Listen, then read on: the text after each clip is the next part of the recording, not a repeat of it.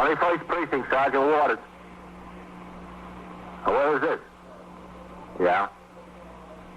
Yeah. How many people are hurt? How many? Were there 2 cars involved or a pedestrian? Yeah. You are in the muster room at the 21st Precinct, the nerve center. A call is coming through. You will follow the action taken pursuant to that call from this minute until the final report is written in the 124 room at the 21st Precinct. All right. The officers will be right there. Yeah, and the ambulance, too. Just stay there. Okay.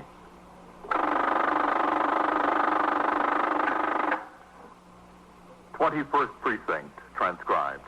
It's just lines on a map of the city of New York. Most of the 173,000 people wedged into the 9/10 of a square mile between Fifth Avenue and the East River wouldn't know if you asked them that they lived or worked in the 21st. Whether they know it or not, the security of their homes, their persons, and their property is the job of the men of the 21st Precinct. The 21st, 160 patrolmen, 11 sergeants, and 4 lieutenants, of whom I'm the boss. My name is Kennelly, Frank Kennelly. I'm captain in command of the 21st.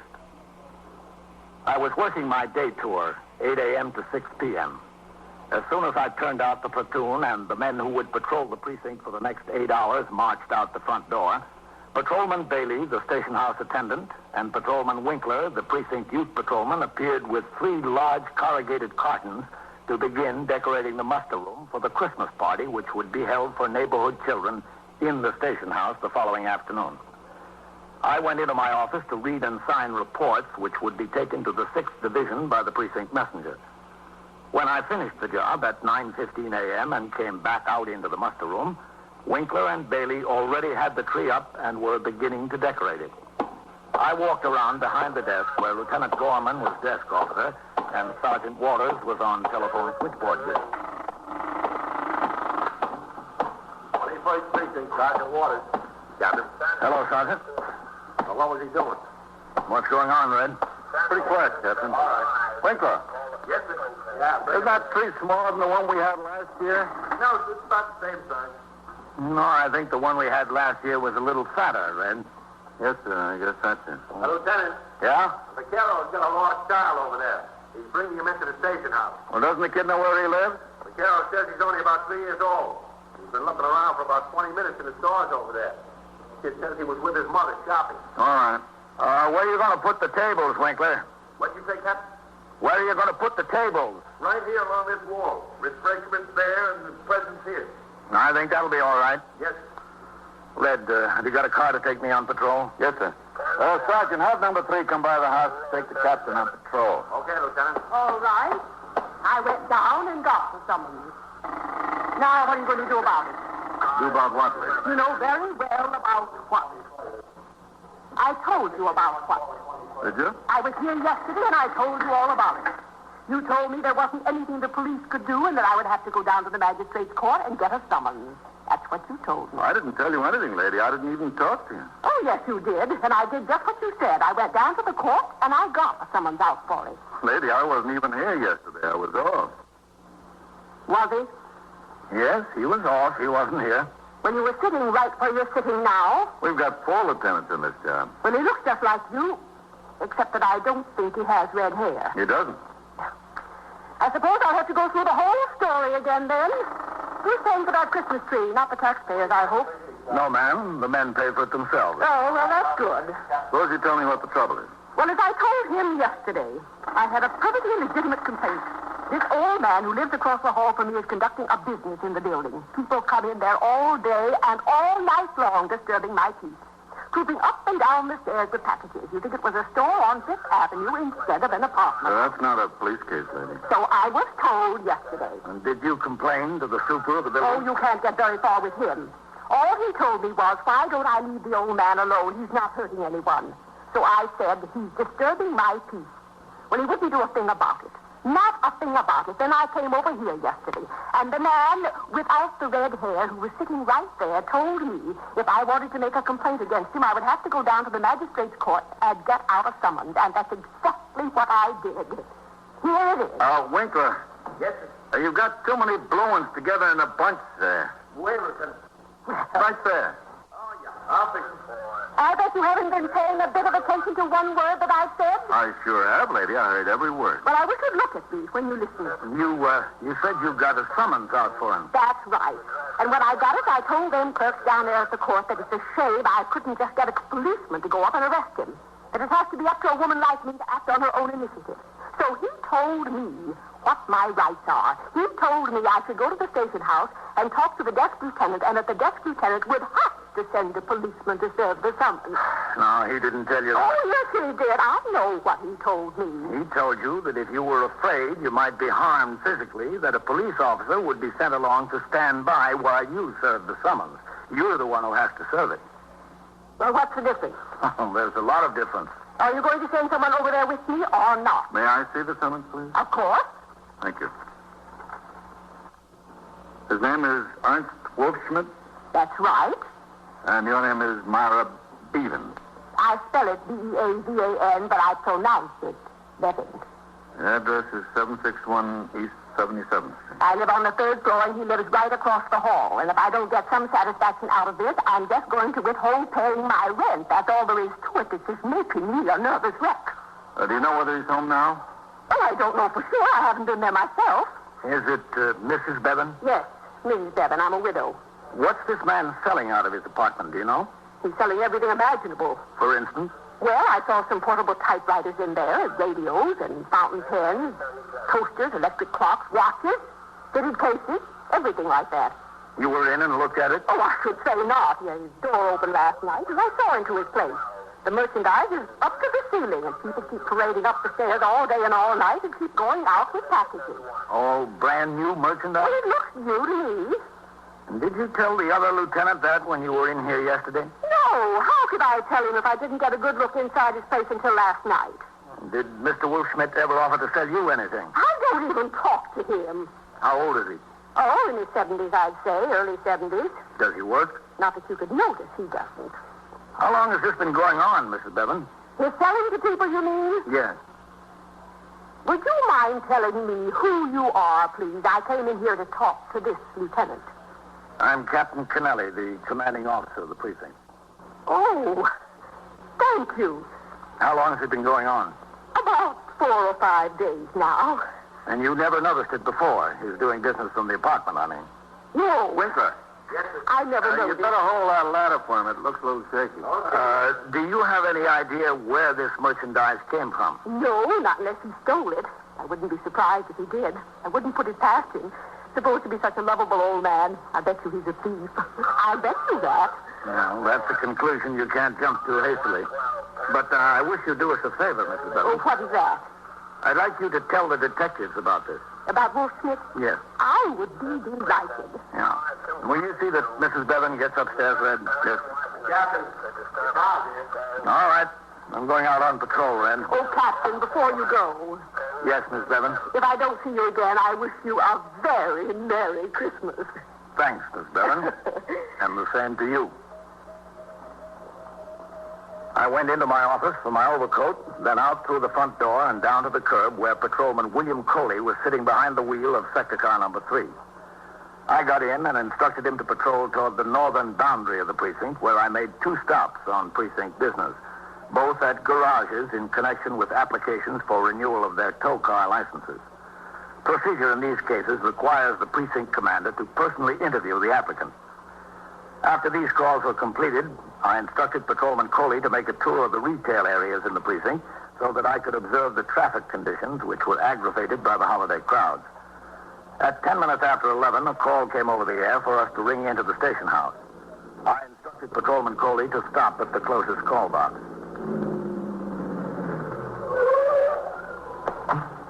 All right, you stay here, Coley. I'll ring in.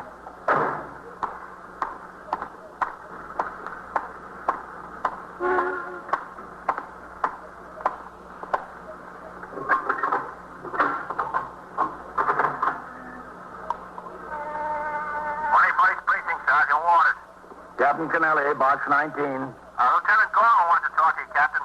Okay. And Mr. O'Ban from the Corporation Counsel's office called. Said he'd be here around 4:30. Oh, yes. There were Yes, a woman fell down the steps at the 67th Street station of the 3rd Avenue L on November 10th. She's starting a personal injury suit against the city. Get out the aided card on the case from the UF-18 and leave them on my desk. Yes, sir. All right. Let me have Lieutenant Gorman. Yes, sir. Lieutenant, Captain Kennelly's ringing in. Hold on, Captain. All right. 21st Precinct, Lieutenant Gorman. Yes, Red. Captain Kennelly. I sent that Mrs. Bevan upstairs to the detectives, Captain. Yeah? Lieutenant King, listen to what you have to say. Was he interested enough to go over to the building? Well, at first he sent Novak and Scanlon over there to have the super let them in for a look around. Then about a half hour later, he went over himself. He just rang in here and asked me to get in touch with you. Well, what did he find, Red? Just like this Mrs. Bevan said, Captain. The place is loaded to the ceiling with all kinds of expensive goods. Typewriters, watches, radios, fountain pens, everything. Brand new. I thought you might like to take a ride over there. And what's that address again? 761 East 77th Street, Captain, 3rd floor. Did Lieutenant King say the stuff might have been stolen? He says that's what it looks like, Captain. Well, have they got any idea who the old man has been selling the stuff to? Well, that's what makes the whole thing so funny, Captain. What do you mean, funny? From what they can make out so far, the old man hasn't been selling it. He's been playing Santa Claus. You are listening to 21st Precinct, a factual account of the way police work in the world's largest city. The car, after completing my call to the station house, and instructed the operator, Patrolman Coley, to drive to 761 East 77th Street, the address of Ernst Wolfschmidt and the woman whose complaint started the investigation. As we pulled into the block, I saw the detective squad car parked in front of the building, which was an old but clean 5-story tenement. After Patrolman Coley parked, I told him to wait in the car, and I walked into the building and up the stairs to the 3rd floor. The doors to the 2 apartments were open.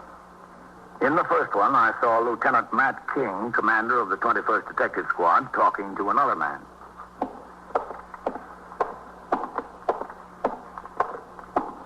Well, how long has he lived here? Oh, let me see. Hello, Captain. Matt, I come here in 1948 to work in the building. That is, he was a tenant then. Captain Kennelly, Mr. Joe Linwood, the super of the building. Mr. Linley? Oh, I'm glad to know you. Well, how do you like this, huh? All we got to do is put out a catalog and we're in business around here, huh? Yeah, we sure would be. 3 portable typewriters, Captain. Yeah? I count 11 portable radios and clock radios, different makes. Oh. Half dozen toasters, 3 waffle irons, 7 electric clocks, the 5 dozen pen and pencil sets, about a dozen Swiss watches, 2 kitchen mixers. That's only in this room. You should see in there. Do you know where he is, man? No, sir, not yet. Well, he'll come back. He's never failed to come back. Oh, my car is parked downstairs, Matt. We better get it out of there. Yes, sir. Scanlon's with Mrs. Bevan. He'll take care of it. Good. Scanlon, Coley's the operator. Coley's downstairs waiting in Captain Kennelly's car. Go down and tell him to pull around the block. Okay, Lieutenant. Well, this looks like stolen goods for sure, huh? Well, I can't make it for anything else, Captain. I don't know what got into the poor old guy. He's the nicest fellow you ever met. Don't bother nobody. Minds his own business. I understand he doesn't work. No, he don't. He told me he's on a pension. He was 25 or 30 years with some company downtown. Pension must not be much, though, because every once in a while he runs short. He comes to me and borrows $1, $2, until his check comes, he says. I'll give it to him. He never fails to pay it back. Never fails. Have you any idea how he got this stuff? Well, I got a sneaking suspicion. What's that, Joe? Oh, it was one afternoon last week. Well, I wasn't around here. I got another job I work part-time at, you know. My wife told me there was a man knocked at the door and said he had some cartons to be delivered to Ernst Wolfschmidt, and there wasn't any answer from the bell. Well, she said, all right, she'd let him in. She got the pass key. She went upstairs and opened the door. The first thing you know, she told me, 2 guys come up the stairs. They're carrying a big box each. They set them down in the middle right here, and she started to lock the door. They said, no, wait a minute, there's more. So they make 2 more trips upstairs. 6 cartons altogether, my wife said. They put them inside, she locked up, and that was that. Did she see the truck they came off of? Well, not that I know of. Did she sign a receipt for them? Well, she never mentioned it. Where is your wife now? What do you think? Christmas shopping. What time you expect her home? When they chase her off 34th Street, she'll come home. She's the kind of woman, when she gets inside a department store, she loses all sense of time, direction. You know what I mean? Well, we'll talk to her when she gets home. Did Wolf Schmidt say anything to you about the stuff that was delivered? No. No, he didn't say a word, except like I told you. Well, he gave me a radio, just like this one here, only in black. Didn't you think that was kind of peculiar? Well, I didn't think it was peculiar, but I told him he didn't have to do it. He said he wanted to. He said me and my wife had been very nice to him when we didn't have to be. Of course, I didn't know about all this stuff at the time. I didn't see it yet. I figured maybe he hit a horse or something like that. Didn't you think there was something peculiar about all the people coming up to his apartment? Well, to tell you the truth, no. I mean, if a guy goes into business, he goes into business. What's peculiar about selling something out of your flat? What I thought was peculiar was when I found out he wasn't selling it. He was giving it away. When did you find that out?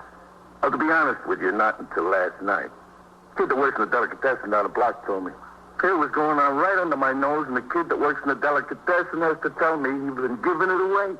You give this kid a $25 electric razor. How you like that? Who else did he give the stuff to? From what I understand, he was stopping people on the street right and left. Strangers. Telling them to come on up to the place. He had a Christmas present for them. Well, some of the people came, and some thought he was a little mixed up in the head, which I guess isn't too far from the truth. I don't know. But I can't figure it out. What is he doing with all this stuff? Where'd it come from? When you find out, will you let me know? Yes, Joe.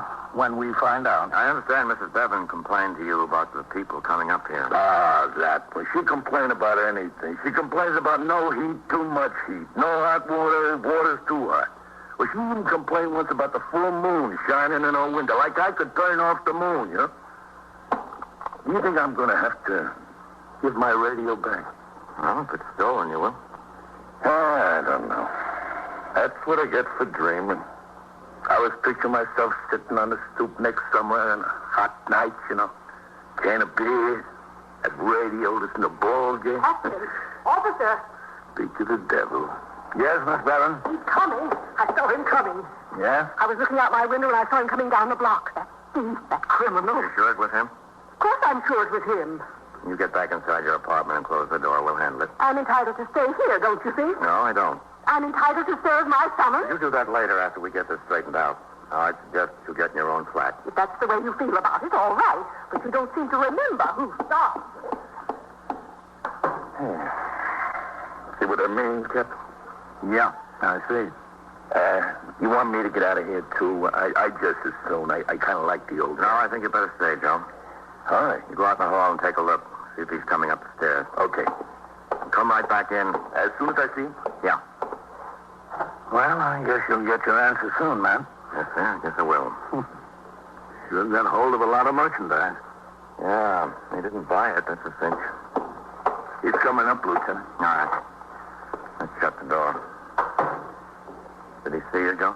No, I don't think so. Poor guy. I hate to see him in a mess. All right. Quiet. Here he is.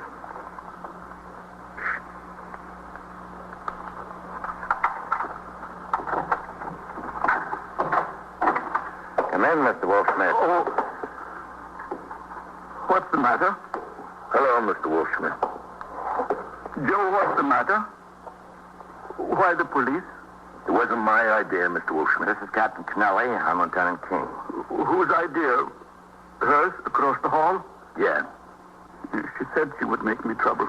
Mr. Wolfsmith, where did all this stuff come from? I don't know. I don't know where it came from. What do you mean you don't know? I came home one night. It was here. You don't know where it came from? No. Well, don't you have any idea? It was delivered. From where? I don't know. Now, look, you just don't get $3,000 or $4,000 worth of merchandise just like that. I did. Brand new stuff. It's nice, isn't it? It's all very nice. Where did you think it came from?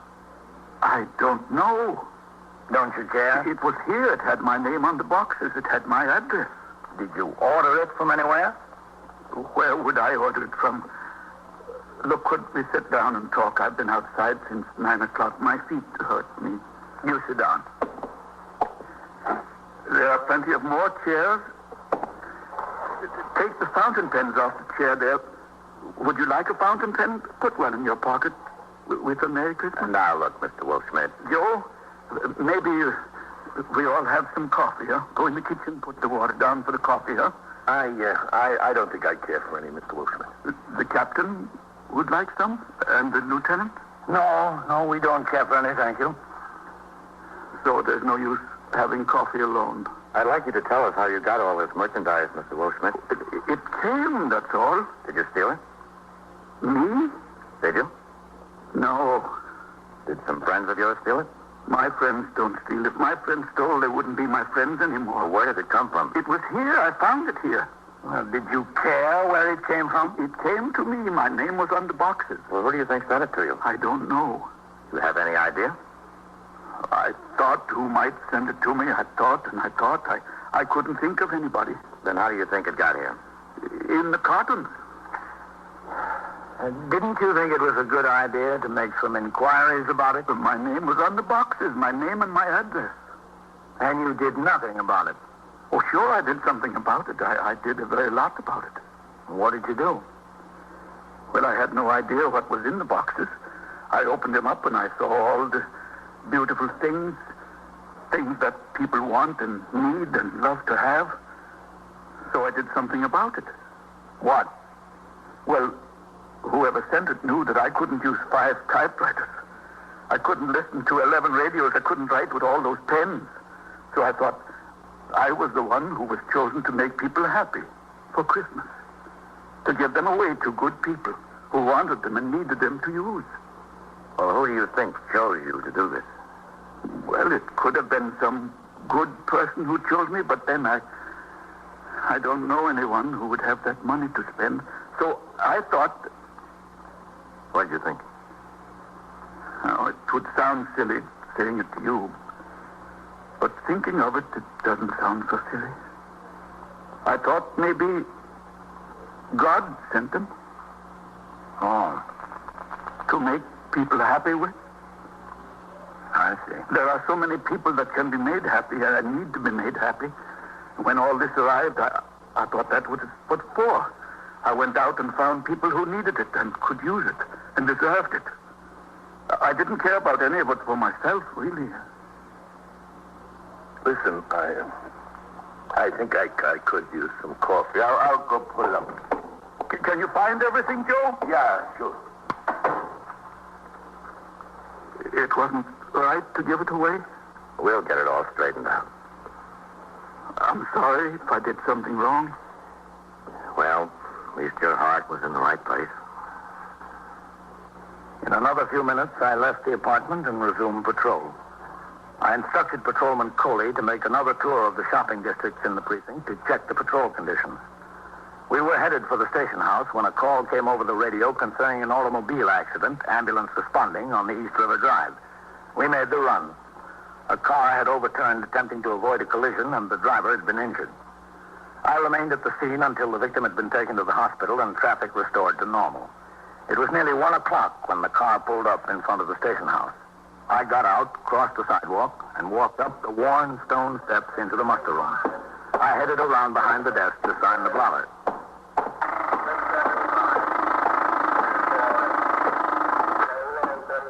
Precinct, Sergeant Waters. Captain. Hello, Sergeant. Okay, 17. Well, they did a good job decorating in here, then. Yes, sir, they sure did. What's doing? Nothing much, Captain. Except that Matt King came in with that old man. Oh, yeah? Did he find out where that merchandise came from? Not that I've heard of, Captain. All right, I'll be in my office. Yes, sir. I left some messages on your desk, Captain. Okay. Would you tell Fallon I want to see him, Sergeant? He's taking his meal, Captain. Is there anything I can do? Just tell Fallon to see me when he gets back in the house. Yes, sir. I'll be in my office. 21st Precinct, Sergeant Waters. Yes, sir. Captain. Yes. Lieutenant King is bringing it down for you. All right, put it on my line. I'll take it in there. Yes, sir.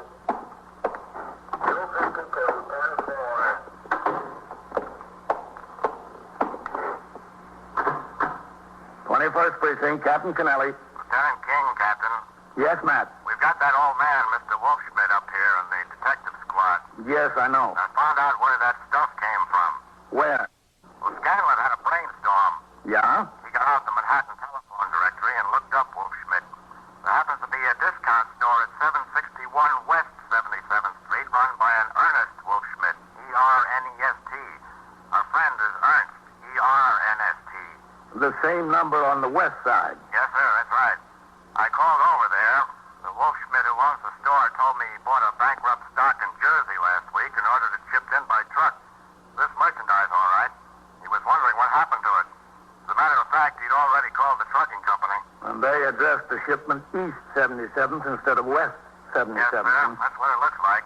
And the similarity of names clinched the deal. How about our Mr. Wolfschmidt? Well, he's a little bit bewildered. I told him we'd get the whole thing straightened out all right. But he's worried about putting everybody to so much trouble. He really enjoyed playing Santa Claus.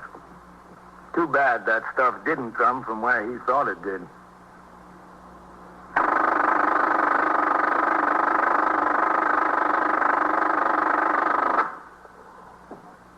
21st Precinct, Sergeant Waters. Yeah? Well, what's the address? 205? 209. Yeah? Yeah? Was anybody hurt? They have a gun? Yeah? Yeah? Which way? Was he on foot? What kind of car? And so it goes. Around the clock, through the week, every day, every year. A police precinct in the city of New York is a flesh and blood merry-go-round. Anyone can catch the brass ring, or the brass ring can catch anyone. 21st Precinct, transcribed, a factual account of the way the police work in the world's largest city, is presented with the official cooperation of the Patrolmen's Benevolent Association, an organization of more than 20,000 members of the Police Department, City of New York. Everett Sloan in the role of Captain Kennelly, Ken Lynch as Lieutenant King, Harold Stone as Sergeant Waters. Featured in tonight's cast were Santos Ortega, Bill Zuckert, Abby Lewis, and Bill Smith. Written and directed by Stanley Niss. Produced for CBS Radio by John Ives.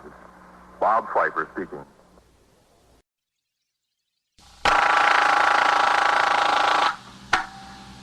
First Precinct, Sergeant Klein. Who's dead? Who? He was killed. Ah. Where is it? Where? 88 East what? East 70th? Who is this calling? You are in What's the your muster room at the 21st Precinct, the nerve center. What? A call is coming through. You will follow the action taken pursuant to that call from this minute until the final report is written in the 124 room at the 21st Precinct. All right. Just stay right where you are. The officers will be there right away. Yes, right away. They'll take care of it. Yes, right away. 21st Precinct. It's just lines on a map of the city of New York. Most of the 173,000 people wedged into the 9/10 of a square mile between 5th Avenue and the East River wouldn't know if you asked them that they lived or worked in the 21st. Whether they know it or not, the security of their persons, their homes, and their property is my job. My job and the job of the 160 patrolmen, 11 sergeants, and 4 lieutenants, of whom I'm the boss. My name is Kennelly, Frank Kennelly. I'm captain in command of the 21st. What makes a city? Not buildings, not subways, not business. People make a city. From dawn to midnight, from midnight to dawn, people will pour their lives together and stir up a city where even love can lead to death. I was working my 8 a.m. to 6 p.m. tour. When I arrived at the station house, I signed the blotter and read over reports and communications that had accumulated since I went off duty 24 hours previously. Sharply at 8, I walked into the muster room and turned out the platoon for the day tour. As the men marched out the door to take over their posts, Sergeant Burns, the patrol sergeant, indicated he wanted to see me. I came around from behind the desk where Lieutenant Gorman was on duty as desk officer and Sergeant Klein on the boxes and crossed to my office. Sergeant Burns was waiting inside. Morning, Captain. Hello, Sergeant. Well, what is it? Bolney went sick this morning, Captain. Yes, I noticed it on the roll call. What about it? Well, he's been riding in Sector Car 2 with Warren. Yes, I know he...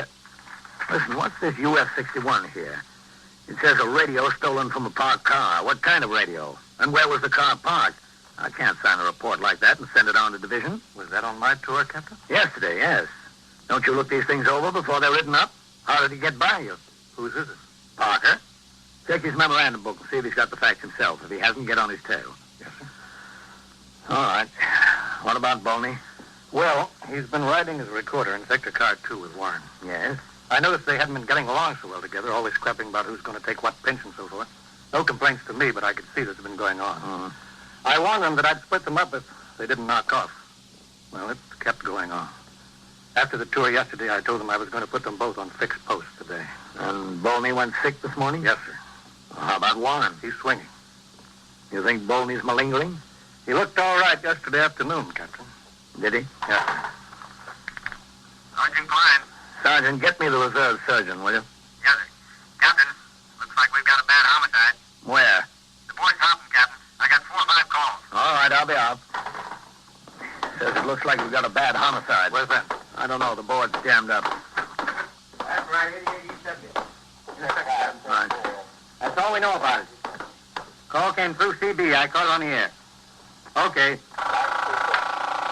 I'm sorry, Captain. That's all right. What do we got? They came over the air as a Signal 32 ambulance responding. I rang down to CB and they told me a woman crawled in, the maid apparently.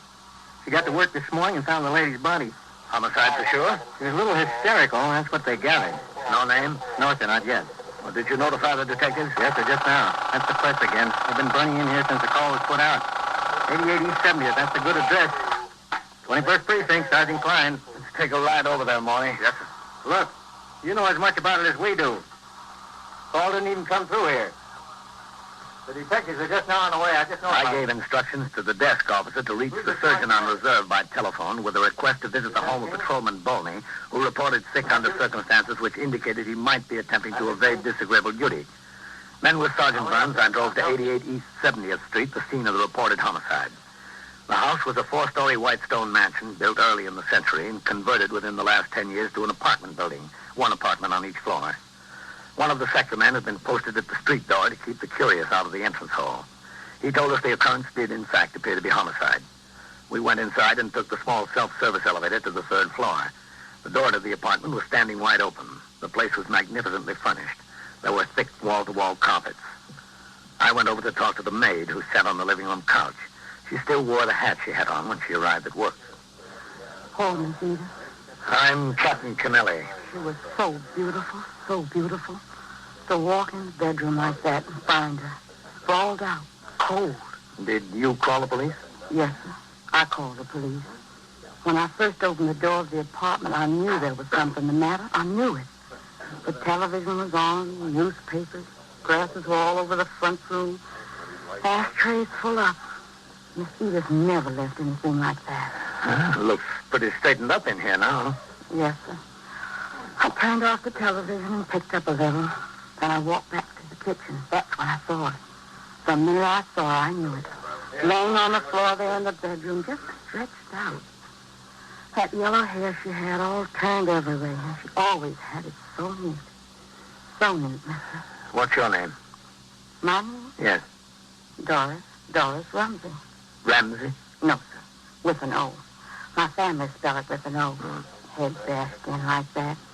Who could do something like that to Miss Edith? She never hurt anybody in the world. Never anybody in the world. So kind and nice. Where do you live, Doris? 134th Street. Where on 134th Street? 46 West. Poor Miss Edith. Poor sweet little thing. Excuse me, Captain. Never hurt Yes? nobody. Ambulance Nobody. crews here. Only Oh, did well, you better good. keep them out in the corridor. The fewer people walking around in here, the better. Yes, sir. Tell them. Her name was Edith Camden. Yes, sir. Edith Camp. Yes, sir. Does she have any family? No, sir. No family.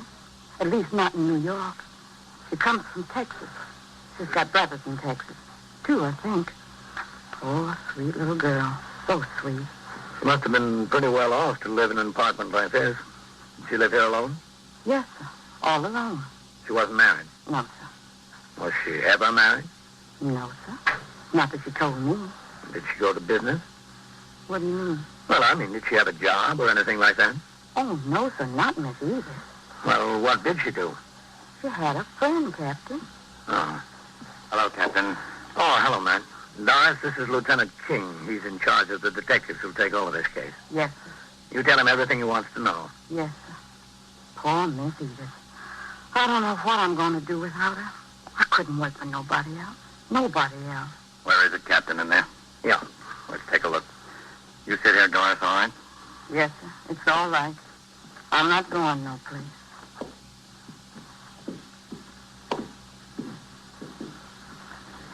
What do you think the rent is on this place, Captain? $400 or $500 a month? Yeah, something like that, I guess. Pretty steep. Not if someone else pays it. In here, man.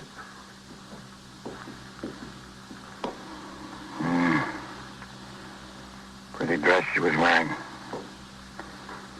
Not torn. She wasn't struggling with anyone. No, it doesn't appear that way. That's what she was hit with, I guess. What is it, do you think? I don't know. Looks like a fire tool to me. Hmm. Who was she? What'd she do, do you know? She didn't do anything. She had a friend. No.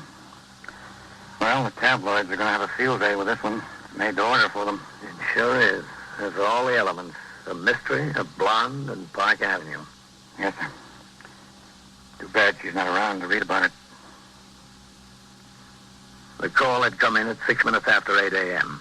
It was now 8:25. At the moment, little more was known about the case than what we could see. A striking blonde named Edith Campton was dead from a blow across the base of the skull in the bedroom of her apartment just off Park Avenue. Within minutes, the apartment began to fill up with specialists and experts. Detectives from the Manhattan East Homicide Squad arrived to work with detectives from the 21st Squad. As required, the chief medical examiner and the New York County District Attorney were notified. Latent fingerprint experts and a photographer from the police laboratory were summoned. Superior officers of the detective division, who had been notified in accordance with the manual of procedure, began to arrive on the scene. At 10 minutes before 9, when I left the apartment, the investigation was well underway. I instructed Sergeant Burns to have his men resume patrol as soon as possible. On the street, a considerable crowd had gathered. The press was out in force. I suggested they direct their questions to the chief of detectives, the commander of the Manhattan East Homicide Squad, and the district attorney's office. At 5 minutes after 9 o'clock, I returned to the precinct house. Hello, Captain. Sergeant? Excuse me, this board has been humming. 21st Precinct, Sergeant Klein. Chief who? Oh, he's not here. I haven't seen him. Just a second. Captain, it's the borough commander's office. Did you see Deputy Chief Pope this morning? He was over at the scene of that homicide. Hello. He was over at the scene of that homicide we had. Is he still there, Captain? Well, he was there when I left. He was there when Captain Kennelly left. All right, call his office. I'll tell him, yeah. Hold it, Captain. Hopping. 21st Precinct, Sergeant Klein. Listen, Coley. Somebody called in here and said there was a bus stop stanchion in the second floor hall of 622 East 64th. Well, how should I know? Some drunk must have carried it in there during the night. Walk over there and take a look. Yeah. All right. How should I know how the stanchion got my call? Did you hear from the surgeon on reserve, Sergeant? No, sir, not yet. How's this homicide look? Pretty heavy, Sergeant. Well, that's all we need around here now. Another Lonergan case. What else is doing, Sergeant? A car struck a pedestrian on Lexington Avenue and 60th. Bad? The man got up and walked away from it. Then he decided his back hurt and he went into Metropolitan. Did we hold the driver? No, sir. The man walked out from between two parked cars and right into the side of the automobile. Just given a summons to faulty brakes. 21st Precinct, Sergeant Klein. The detectives are all out. Can I help you? Well, that's what the detectives are all out on, that homicide. No, I don't know anything more about it. Okay. You're welcome. Some guy from the Journal. You'll have that all day, Sergeant. You might as well be ready for it. I know. What's it look like, Captain? What do you mean? Any idea who killed her? Well, I just started looking into it when I left. How was she killed? With a fire tool, apparently. Listen, what time have you got Farrell and Eisman down for their meals? 12:30 to 1 for Eisman, 1 to 1:30 for Farrell, Captain. Well, switch them around because I want the car at 1 to take me downtown to Division. Yes, sir. Let Eisman take his meal at 1 and put him on post until Farrell gets back with the car. She was supposed to be a pretty good-looking head, Captain.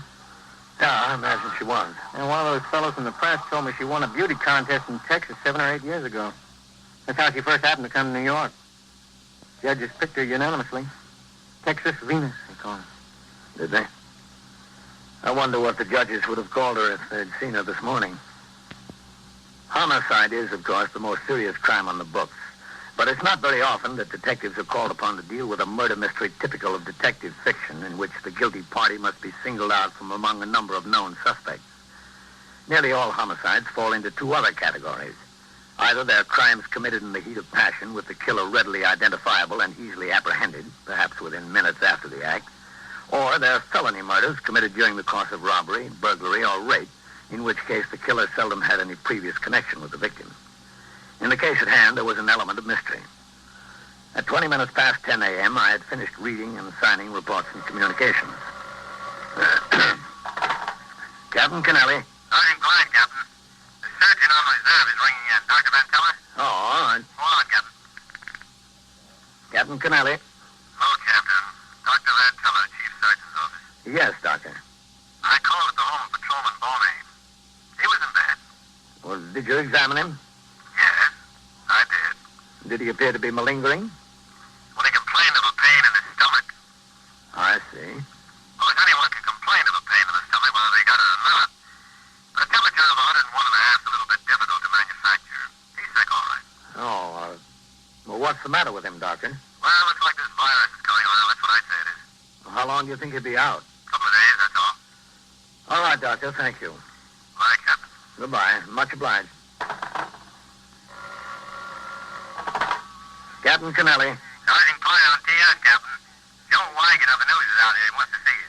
Oh, about what? About what, Joe?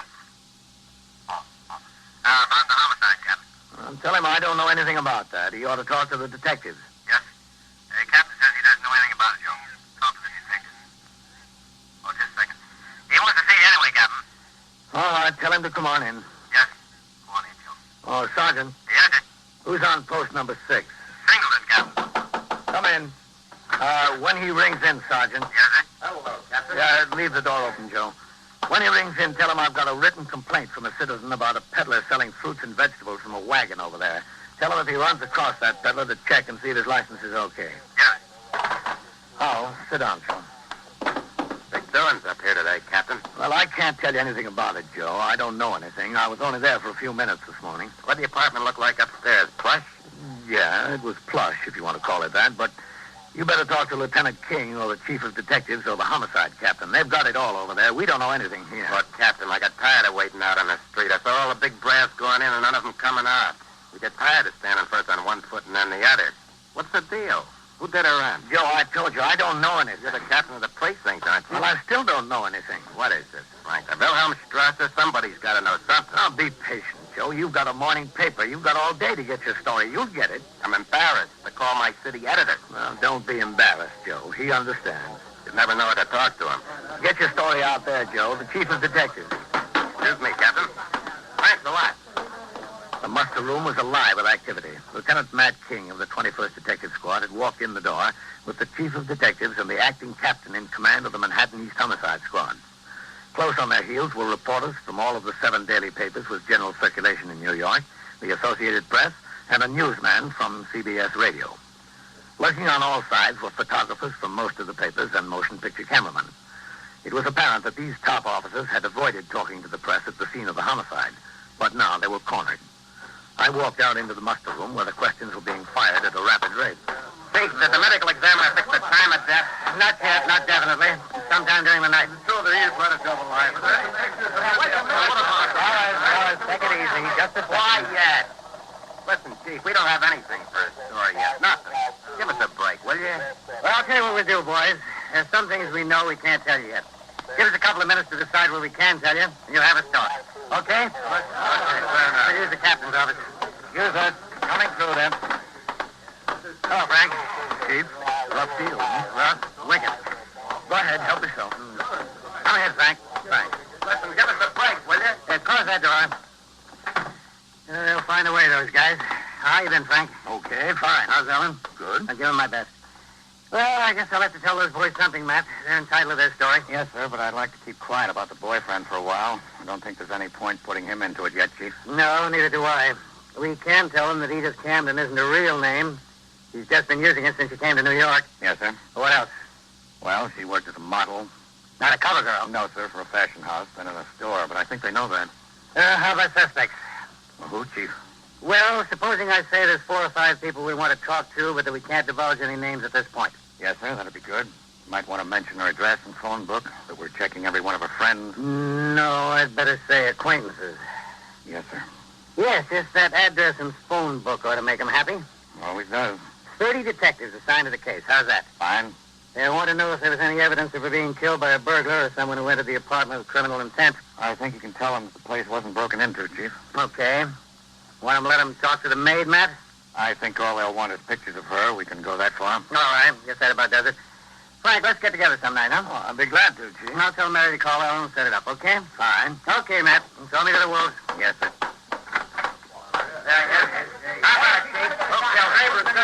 All right, fellas. Give him a chance. Give him a chance. Chief, one question first.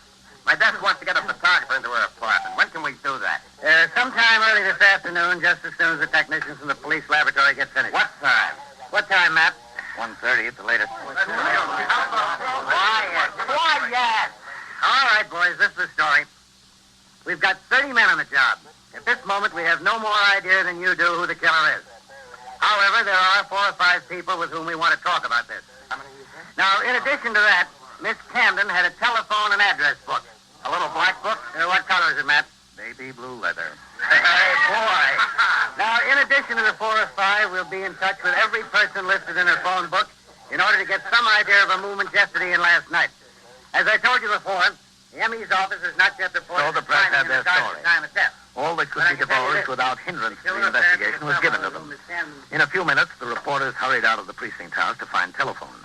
The chief of detectives and the acting captain of the homicide squad went upstairs to the 21st squad with Lieutenant King. Within an hour, both had left the precinct house. Now started the real work of the homicide investigation. Detectives of the homicide squad teamed off into pairs with men of the 21st squad to work as partners until the crime was cleared. At 1:30, the car came by the station house to take me to 6th Division headquarters, 160 East 35th Street, for a conference with the division commanders. While I was out of the precinct, a well-dressed graying man in his late 40s was brought in by Detectives Whitey Howard of the 21st Squad and Edward McInerney of the Manhattan East Homicide Squad. They took him directly upstairs to the 21st Detective Squad. This way, Mr. Newfield. Yes. You don't think it will take long, do you? I wouldn't know about that, sir.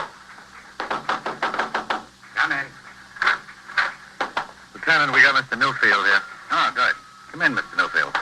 Oh, thank you. Thank you very much. Have a seat. Thank you. This was some shock. You have no idea what a shock. When these officers told me, it's like a bolt of lightning. Cigarette, Mr. Newfield? Oh, much obliged. Ed? Whitey? Thanks, Lieutenant. Thank you.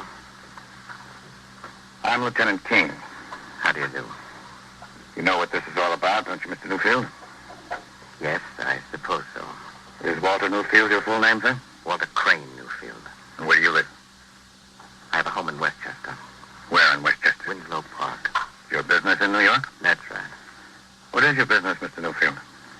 I'm a paper broker. What is that?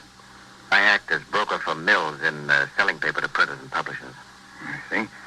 Do you commute to New York every day? Every weekday, yes. You married, Mr. Newfield? Yes. For how long? 19 years. Any children? 2. 2 girls in high school, 15 and 17. You were acquainted with Miss Camden? Yes. For how long? Oh, I don't know, 3.5 years, I suppose. What can I do with this? I really don't feel like smoking. No. Here. Thank you. How well acquainted, Mr. Newfield? Oh, quite well. Did you see her frequently?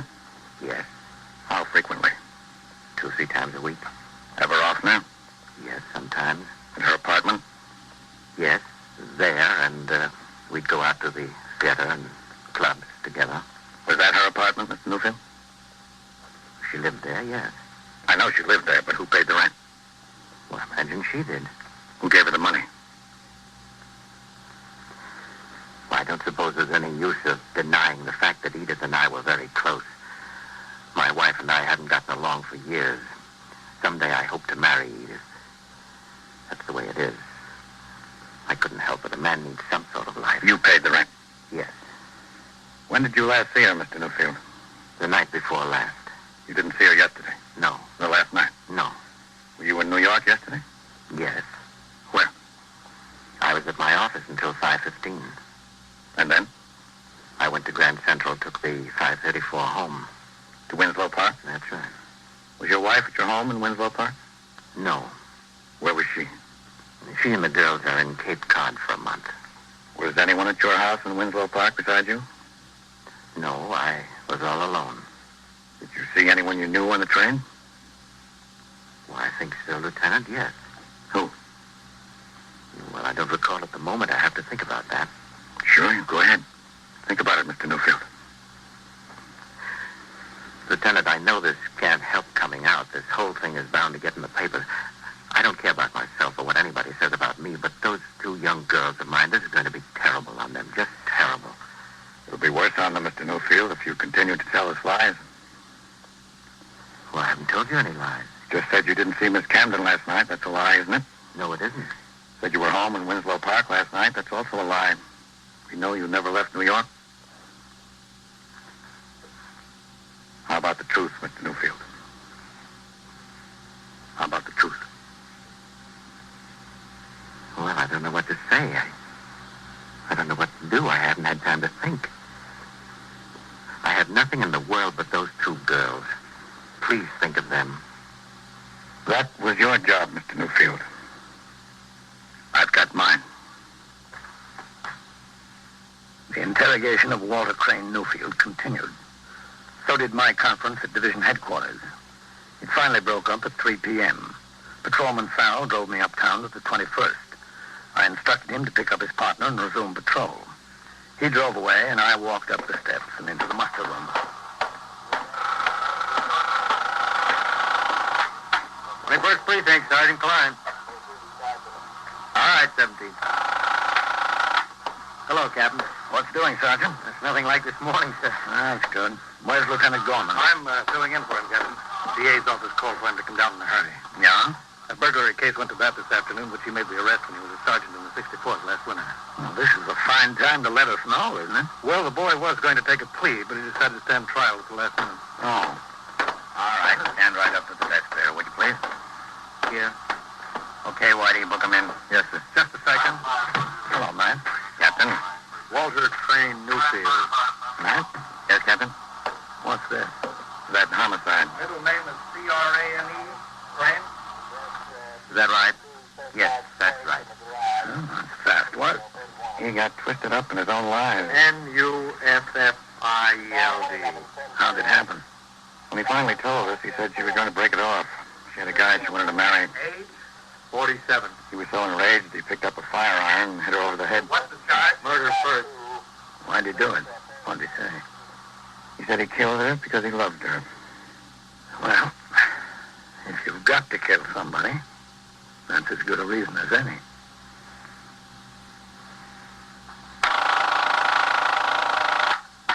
First Precinct, Sergeant Klein. Stole your what? Your safe. Where is it? And so it goes. Around the clock, through the week, every day, every year. A police precinct in the city of New York is a flesh and blood merry-go-round. Anyone can catch the brass ring. Or the brass ring can catch anyone. 21st Precinct. A factual account of the way the police work in the world's largest city is presented with the official cooperation of the Patrolmen's Benevolent Association, an organization of more than 20,000 members of the Police Department, City of New York.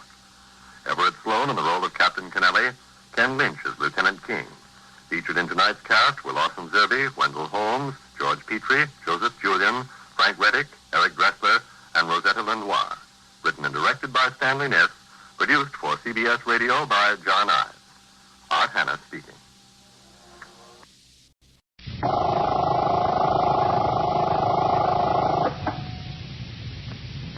21st Precinct, Sergeant Tierney. Yeah. All right. Get out your book and take down this alarm. 14-year-old boy missing from home. His name is Eddie Campton. Yeah. Yeah, that's right. 5 feet, 4 inches. You are in the muster room at the 21st Precinct, the nerve center. A call is coming through. You will follow the action taken pursuant to that call from this minute until the final report is written in the 124 room at the 21st Precinct. All right. Just keep your eyes open for him. Yeah, that's right. Missing from home. Okay, all right.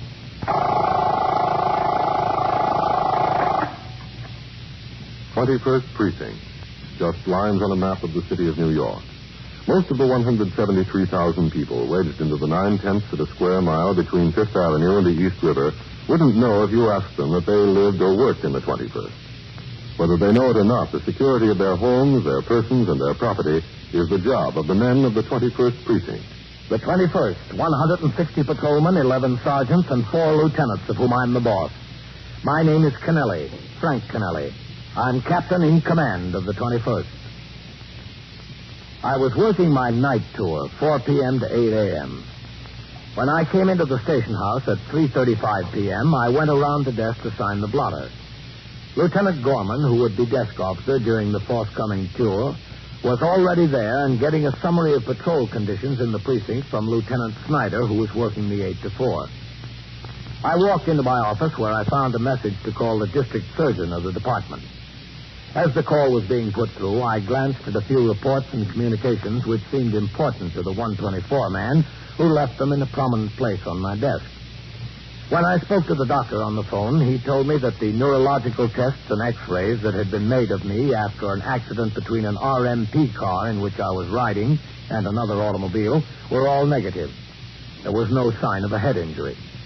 I thanked the doctor for the good news and went out into the muster room and around behind the desk for the turnout of the platoon.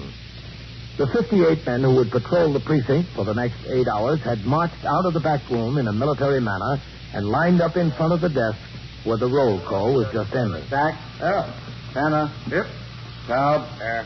Underwood. Yes. Vaccaro. Present. Valentine. Present. White. Yes. Wyatt. Yes. Ziegler. Yes. All right, Captain. Just one thing, men. We've had several complaints about automobiles illegally parked in bus stops and too near fire hydrants. I want you to pay particular attention to this condition. When I'm out on patrol later, if I see an automobile parked in that manner illegally, I also expect to see a summons hanging from it. All right, Sergeant. Post your platoon. Platoon, 10, shot. Right, face. Forward. March.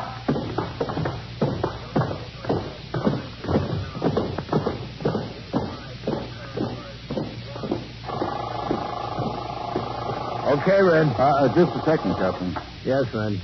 Lieutenant Snyder told me they're down to 2 pickets over there in that leather goods factory strike. Oh? Things are pretty quiet after 6 o'clock. I'd like to pull the men we've got over there on a fixer route. I've got use for them elsewhere. Okay, Red, if things are quiet. All right. Now, hold on. Lieutenant Gorman, Yes, Sergeant. I've got a detective of the narcotics squad on here. He just wanted to let you know they bagged 3 pushers in this precinct. They're on their way in with them to be booked. Okay. Anything else, Red? All right. Nothing pressing, Captain. Excuse me, who do I see here? Oh, yes, ma'am. What is it? Well, I've been very worried about my son. I don't know where he is. How old is he? He's 14. He's gone from home? Yes. When did he leave? About 10:30 this morning. He didn't come home for lunch. That's what worried me. And he didn't come home all afternoon. You see, I had Jenny fix this beautiful lunch. We were going to have it on the terrace. And I know he loves lobster salad. He wouldn't miss that for the world. Do you have any idea where he went? No, I don't. I don't know. He didn't tell me. He just walked out. If I had any idea where he went, I'd go and get him. Well, why did he walk out? Oh, you know how boys are. He wanted to do something, and we had an argument. Well, Eddie's a little bit high-strung. He's always been high-strung. He was a hypertonic baby, you know. He just ran out of the apartment. He's been gone since 11 o'clock. Well, it's 4 o'clock now. He's only been gone 5 hours. He knows his way around New York. Oh, yes. Of course, we've lived in the same apartment since he was born. He's 695 Park Avenue. He knows the neighborhood. He knows it very well. Did he have any money in his pocket? Oh, a couple of dollars. I imagine 3 or 4. Maybe he always carries some money. Well, then he could have bought lunch, couldn't he? Yes, he could have, but he likes lobster salad. I wouldn't worry too much, ma'am. He's 14 years old and he knows his way around. If he doesn't show up by dinner time, you call us then. But I'm sure he'll be home by dinner. Well, I'm not so sure. Not after what happened with the snake. Excuse me. Yes? What snake? Well, the snake he brought home from camp. What happened with the snake? Well, you see, it got away. Was it a poisonous snake? Of course, that's what I'm so worried about. Well, where did it get away? I don't know. He didn't tell me. He just came into the bedroom when I was having breakfast this morning, and he said, Mother, you told me to get rid of that snake, to give it to the zoo or someplace, and I didn't. I hid him. It got away and escaped. In your apartment? Well, no, thank goodness. He took it out of the apartment. When I told him to get rid of it, I saw him go with it. I saw him leave. He had the box with him. When was this? Yesterday afternoon. And do you know where he took it? No, I haven't any idea. Well, didn't you ask him? Well, I was going to, but I was so upset at him lying to me over not getting rid of it as he promised to. I just blew up. I just hit the ceiling, and he ran out. What's your name, please? My name? Yes. Mrs. Eleanor Campton. And you live at 695 Park Avenue? Yes, that's right. And your boy's name is Edward? Edwin. We call him Eddie for short. This was a poisonous snake he brought home from camp? Yes. He made a little cage for it, and he brought it home from camp. He got home Friday. And he told you it had escaped, Mrs. Campton? Yes, that's right. Look, Mrs. Campton, would you mind going over and waiting in my office a minute? I'll be right in. I'd like to talk to you about him. You don't think he'll be home by dinner time? Oh, he probably will, but I'd like to talk to you about him. All right. Over there? Yes, right over there. Just go in and have a seat. I will. Thank you very much. Ring upstairs to the detective's friend. Yes. If that boy had a poisonous snake, we'd better start looking for him. Have somebody come down to my office. Yes, sir. Get me the detectives on there, Sergeant. Yes, sir, Lieutenant, right away. This is Lieutenant Gorman, the desk officer. Captain Kennelly asked me to... Oh, sit down, Miss Campton. Oh, thank you. Do you think something happened to Eddie? No, I don't think so. I'm sure he's all right. I'm Captain Kennelly. Oh, how do you do? Now, about this snake your boy brought home. Oh, I'm just deathly afraid of snakes. I'm deathly afraid of them. You're positive it was a poisonous snake? Oh, yes, of course. Excuse me. Yes. 21st Precinct, Captain Kennelly. This is Sergeant Tierney on TS, Captain. Yes, Sergeant. Lieutenant Gorman spoke to the detectives, and there'll be someone down to your office right away. Okay. Yes, sir. Where did Eddie go to camp? In Maine. And he came home Friday? Yes, Friday. His father and I met him at Grand Central. Does Mr. Campton know you came over here? Oh, no. His father's out of town on business. He's in Chicago. Well, I didn't know who to call or what to do, so I came over here. Well, you'd think when you pay $1,000 to have a boy spend the summer at camp, they wouldn't send him home with a snake. Yeah. I mean, if he wants to make a pair of moccasins or a belt or something like that to bring home, that's perfectly all right. But to let a boy come home with a snake, a 14-year-old boy, and a poisonous snake. Well, I'm sure they didn't know it. What kind of a snake is it? Well, I don't know. Well, you're sure it's a poisonous one? Well, snakes are poisonous, aren't they? No, they're not. They're not. Did he ever mention what kind of snake it is? Yes, no, I think he did. Did he tell you it was a rattlesnake? No, it's not a rattlesnake. I'm sure it's not a rattlesnake, no. Did he say it was a copperhead? A copperhead? Is that what he said it was? No, I don't think so. A water moccasin? A water moccasin? No. He didn't say it was a water moccasin. Well, I'm not sure what he said it was. Well, those are the only 3 kinds of poisonous snakes that you'll find in Maine. Oh. Now, I don't think that the camp authorities would let him come home with a venomous snake. You're sure it wasn't one of the harmless species? Well, I told you, Captain, to me no snakes are harmless. Do you know where he took it when he left the apartment? No, I haven't any idea. I really don't. But he told you it got loose. Yes, that's what the big fight was about. And did you call his friends before he came over here? Well, he only has 2 friends that he'd possibly go to. You see, he doesn't know many boys around New York. He goes away to school, and these 2 boys happen to be in his class at school. I called both of them, and he wasn't with either one of them. Well, had he been? Well, he'd been over at Roger's yesterday, but he wasn't there today. Did you speak to Roger or to his mother? I spoke to both Roger and his mother. He hadn't been there today at all. Roger was home all day. He was in the apartment. Well, that's what his mother told me. I see. And what about the other boy? Did you speak to him or his mother? Yes, I spoke to him and his mother.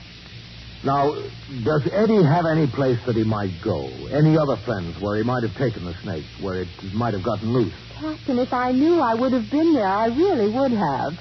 You don't know whether the snake was a water moccasin, a copperhead, or a rattlesnake? I was not that curious. I just wanted him to get rid of it. And do you think his friend Roger would know what kind of snake it is? He might. He probably would. Well, before we go any farther, I suggest you call Roger and ask him if he knows what kind of snake it is. Do you know his telephone number? We could look it up. Oh, there's no need to look it up, Captain. Roger's mother and I are very good friends. I know the number. It's Regent 78098.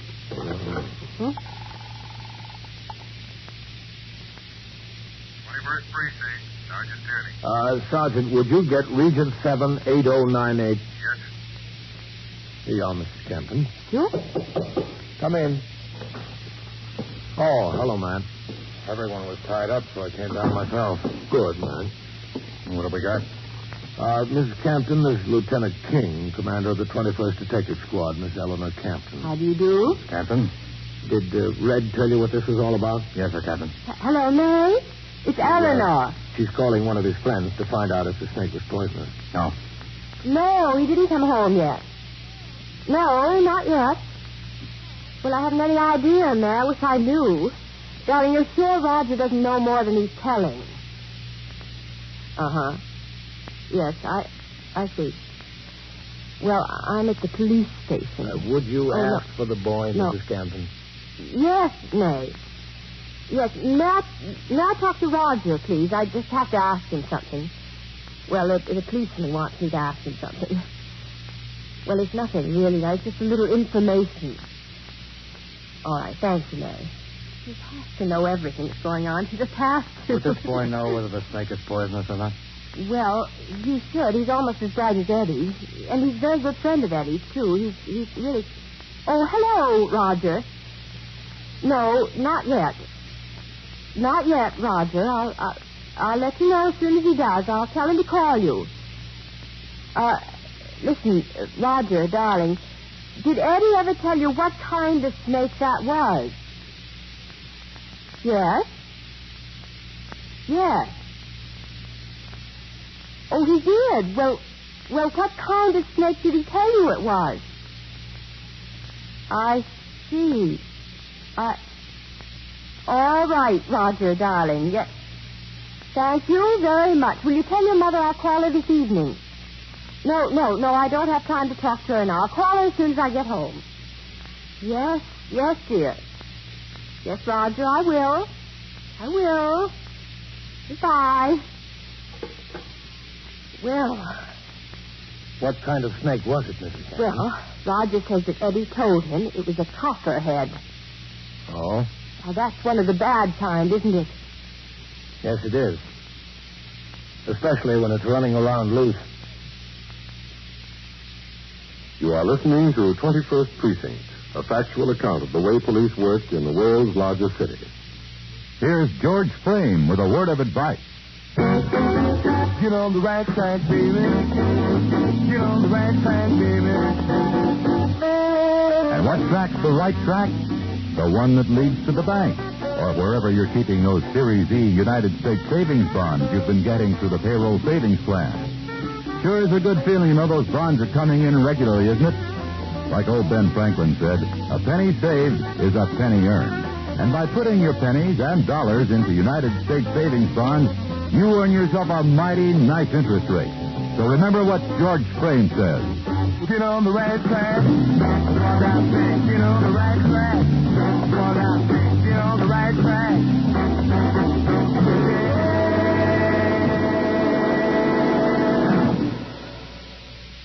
Now back to 21st Precinct and Captain Kennelly. There was very little doubt in the minds of either myself or Lieutenant Matt King, commander of the 21st Detective Squad, that the 14-year-old boy, Eddie Canton, would return to his home before long. My concern at this time was not so much the boy, but the fact that it was he alone who knew where a venomous snake was loose. As anyone under the age of 18 who was reported missing from home for any reason can technically be considered a missing persons case, the investigation was undertaken on that basis. Lieutenant King assigned 2 detectives to start work immediately to locate the boy. Lieutenant Gorman, the desk officer, notified the Missing Persons Bureau.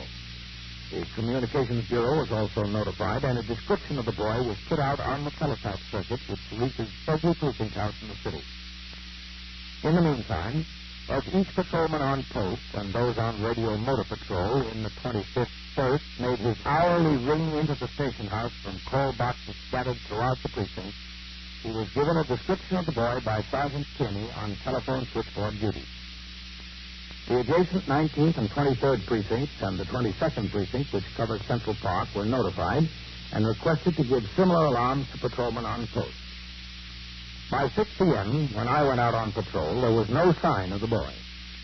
I toured the entire precinct in sector car number 2 with Patrolman Paul Vaccaro as operator, and at 20 minutes after 7, we were driving north on Madison Avenue in the 70s. 675, 34, 37. Take a turn up to 86, Vaccaro. Yes, sir. Then we'll come back on Lexington. Yes, sir. But stop at the next call box. I want to ring in. Yes, sir, Captain.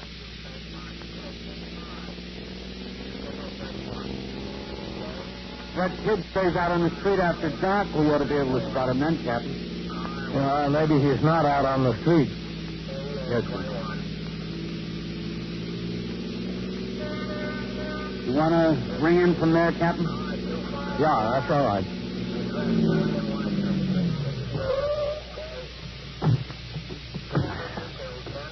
Vaccaro, hang a summons on that Plymouth for parking illegally in the bus stop zone.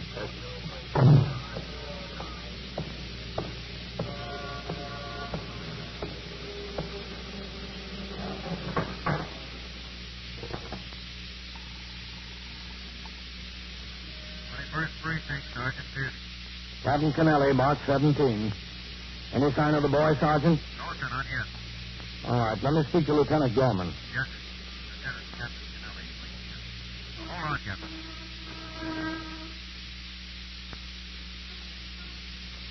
First precinct, Lieutenant Gorman. Captain Kennelly, what's going on, Red? Nothing much, Captain. Just quiet too. Did you talk to the detectives? Any sign of that boy? Yes, sir, I spoke to him. I spoke to Lieutenant King. I've got no line on him at all. Nothing. All right. I'll be in the house in about 10 or 15 minutes. Just a second, Captain. Yes, Sergeant? Yeah? Yeah? Where? We've got him, Captain. The boy? Yes, sir. Where? Jacoby's right here. You saw the kid sitting on a bench outside the front wall at 76. Is he sure of the kid's identity? Just a second, Captain. Sergeant, is he sure that's the boy? Yes, sir, Captain. Sure. I'll send a car to bring him in. Oh, that's all right, Brett. I'll go. We're right close to that. Okay, Captain. Oh, notify his mother. We've got him. Yes.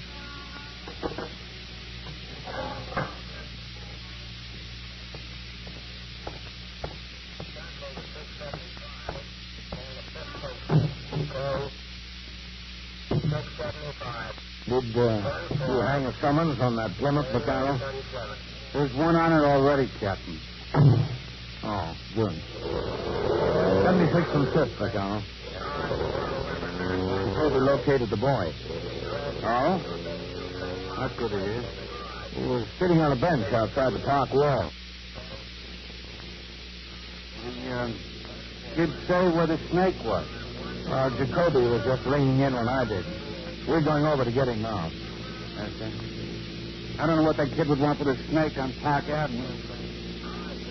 Have you got any brothers and sisters, Captain? No. Dog would be better than a snake. Well, we got us around. But everybody to their own place, I guess. I had a friend who raised hamsters. He could just sit and watch them for hours. I can never see him personally. But what good are they? Running around a cave. There they are.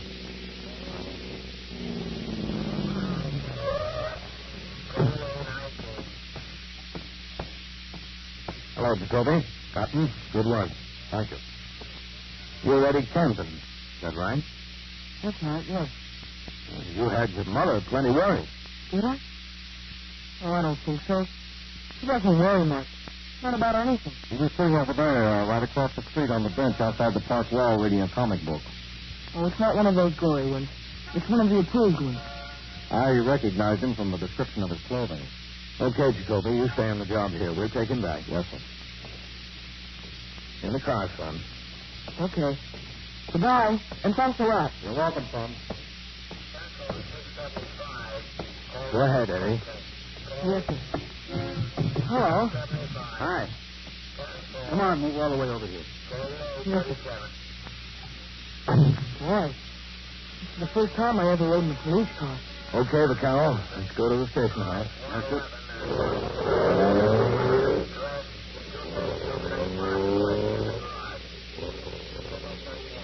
Where's the siren? Where's the button that's supposed to make the siren blow? Right there, right on the floor. This? No, don't touch it. Oh, I won't. Eddie, where did the snake get loose? Hey, can you blow the siren anytime you want to? Where did the snake get loose, Eddie? I'm sorry. I can't tell you. You can't or you won't? I won't. I just won't. I don't mean to be impolite. I was taught to be very polite. I won't tell you. I won't because they'll go there and kill him. Don't you think we ought to get a copperhead that's running around loose?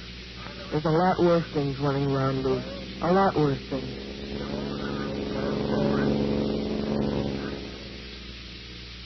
When we reached the station house, Eddie had still not told us where the copperhead had gotten loose. Lieutenant King was waiting in the muster room. We took Eddie into my office and sat him down on a chair. For some minutes, we tried to convince him of the urgency involved. Now, look, boy, if someone gets bitten by that snake, you know whose fault it'll be, don't you? I was willing to keep it in my apartment, in my room. I wanted to keep him in the cage. My mother wouldn't let me. Oh, he's got plenty of room up there. But do you know how many bedrooms we have in that apartment? We have 5 bedrooms.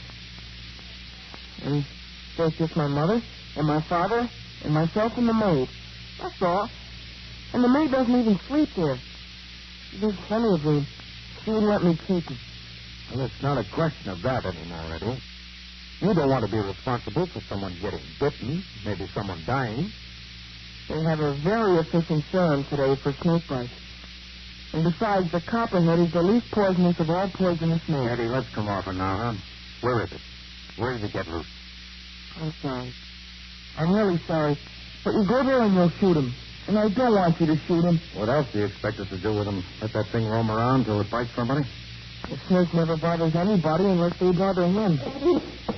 Eddie, darling, where'd you go? Oh, Mother. Oh, Eddie, you don't know how worried I've been. I've been frantic all day. Don't do that to me, Eddie. Don't ever do that to me again. I'm sorry. Well, you should be, darling. You don't know what you put me through today. You ought to be ashamed of yourself, a grown boy like you, after all that we do for you. And I said I was sorry. Well, all I can say is that you missed a very good lunch, dear, with lobster salad. You know that. You missed a good dinner, too. Well, I ate. Hamburgers, I'll bet. Oh, that's right, Mother. Hamburgers. Oh, I don't know what I'm going to do with you, Eddie. I just don't know. Wait till your father hears this story. Oh, I want to thank you, gentlemen. I know how much effort you put into this. I really appreciate it. Well, we're not through yet, Mrs. Campton. You're not? He hasn't told us where that snake got loose. Oh, my goodness. Well, Eddie, tell them, dear. I can't. They'll kill me. Of course they'll kill it. That's what they should do. Eddie, you should never bring those things home. I refuse to let you have another animal in this house. I don't want another pet. I don't want another snake. I don't want a dog. I don't want a turtle. I don't want anything in the house. Nothing. Now, do you understand that? Yes, I understand it, Mother. Mrs. Canton, would you mind waiting outside for just a few minutes? Well, We want to talk to Eddie. We want him to tell us where that snake is. Eddie, tell them, dear. Would you wait outside, please? Just outside the door. It'll be all right. Well, he's my boy. I'm entitled to be in here. We'd appreciate it, Mrs. Canton. Well, I don't know why I can't be in here. Matt, would you shut the door? Yes, sir. It's right there is all right, Mrs. Canton. All right, Eddie. Like your mother says, you're a big boy now. Where did that snake get loose? Eddie, now we're going to stop playing games. You brought a snake into the city of New York in violation of the law. A venomous snake. It's loose someplace, and it's a danger to the lives of I don't know how many people. I want you to sit down and think about it. I want you to sit there and think about that for a minute. You know what you've done. You kill him. I don't want you to kill him. What do you expect us to do? Let some people get killed? Now, where is he? Look, would you let me capture him and give him to the zoo? I can handle snakes. I know exactly what I'm doing and how to do it. When I caught him, all I need is a fork stick. If you get me a fork stick, that'll be fine.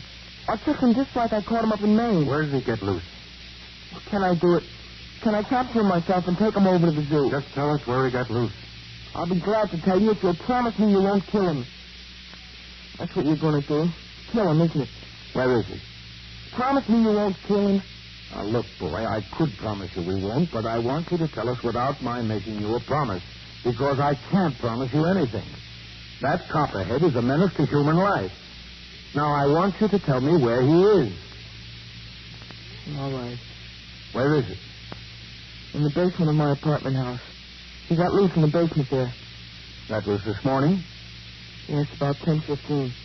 Something like that, anyhow.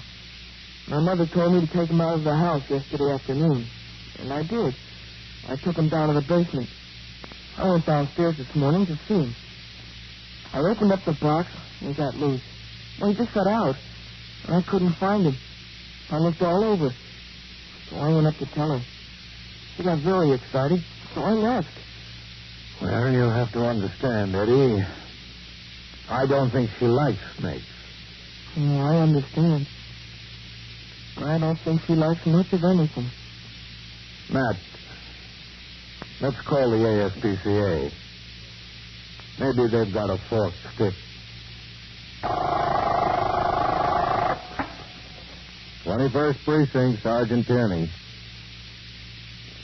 What do you mean he's missing? Missing from where? Yeah. Yeah. Well, how long ago did he leave? Uh-huh. And so it goes. Around the clock, through the week, every day, every year. A police precinct in the city of New York is a flesh and blood merry-go-round. Anyone can catch the brass ring. Or the brass ring can catch anyone. 21st Precinct. A factual account of the way the police work in the world's largest city is presented with the official cooperation of the Patrolmen's Benevolent Association, an organization of more than 20,000 members of the Police Department, City of New York. Everett Sloan in the role of Captain Kennelly, Ken Lynch as Lieutenant King. Featured in tonight's cast were Catherine Bard, Santos Ortega, Bill Quinn, Lawson Zerby, and Charles Taylor. Written and directed by Stanley Niss. Produced for CBS Radio by John Ives. Art Hanna speaking.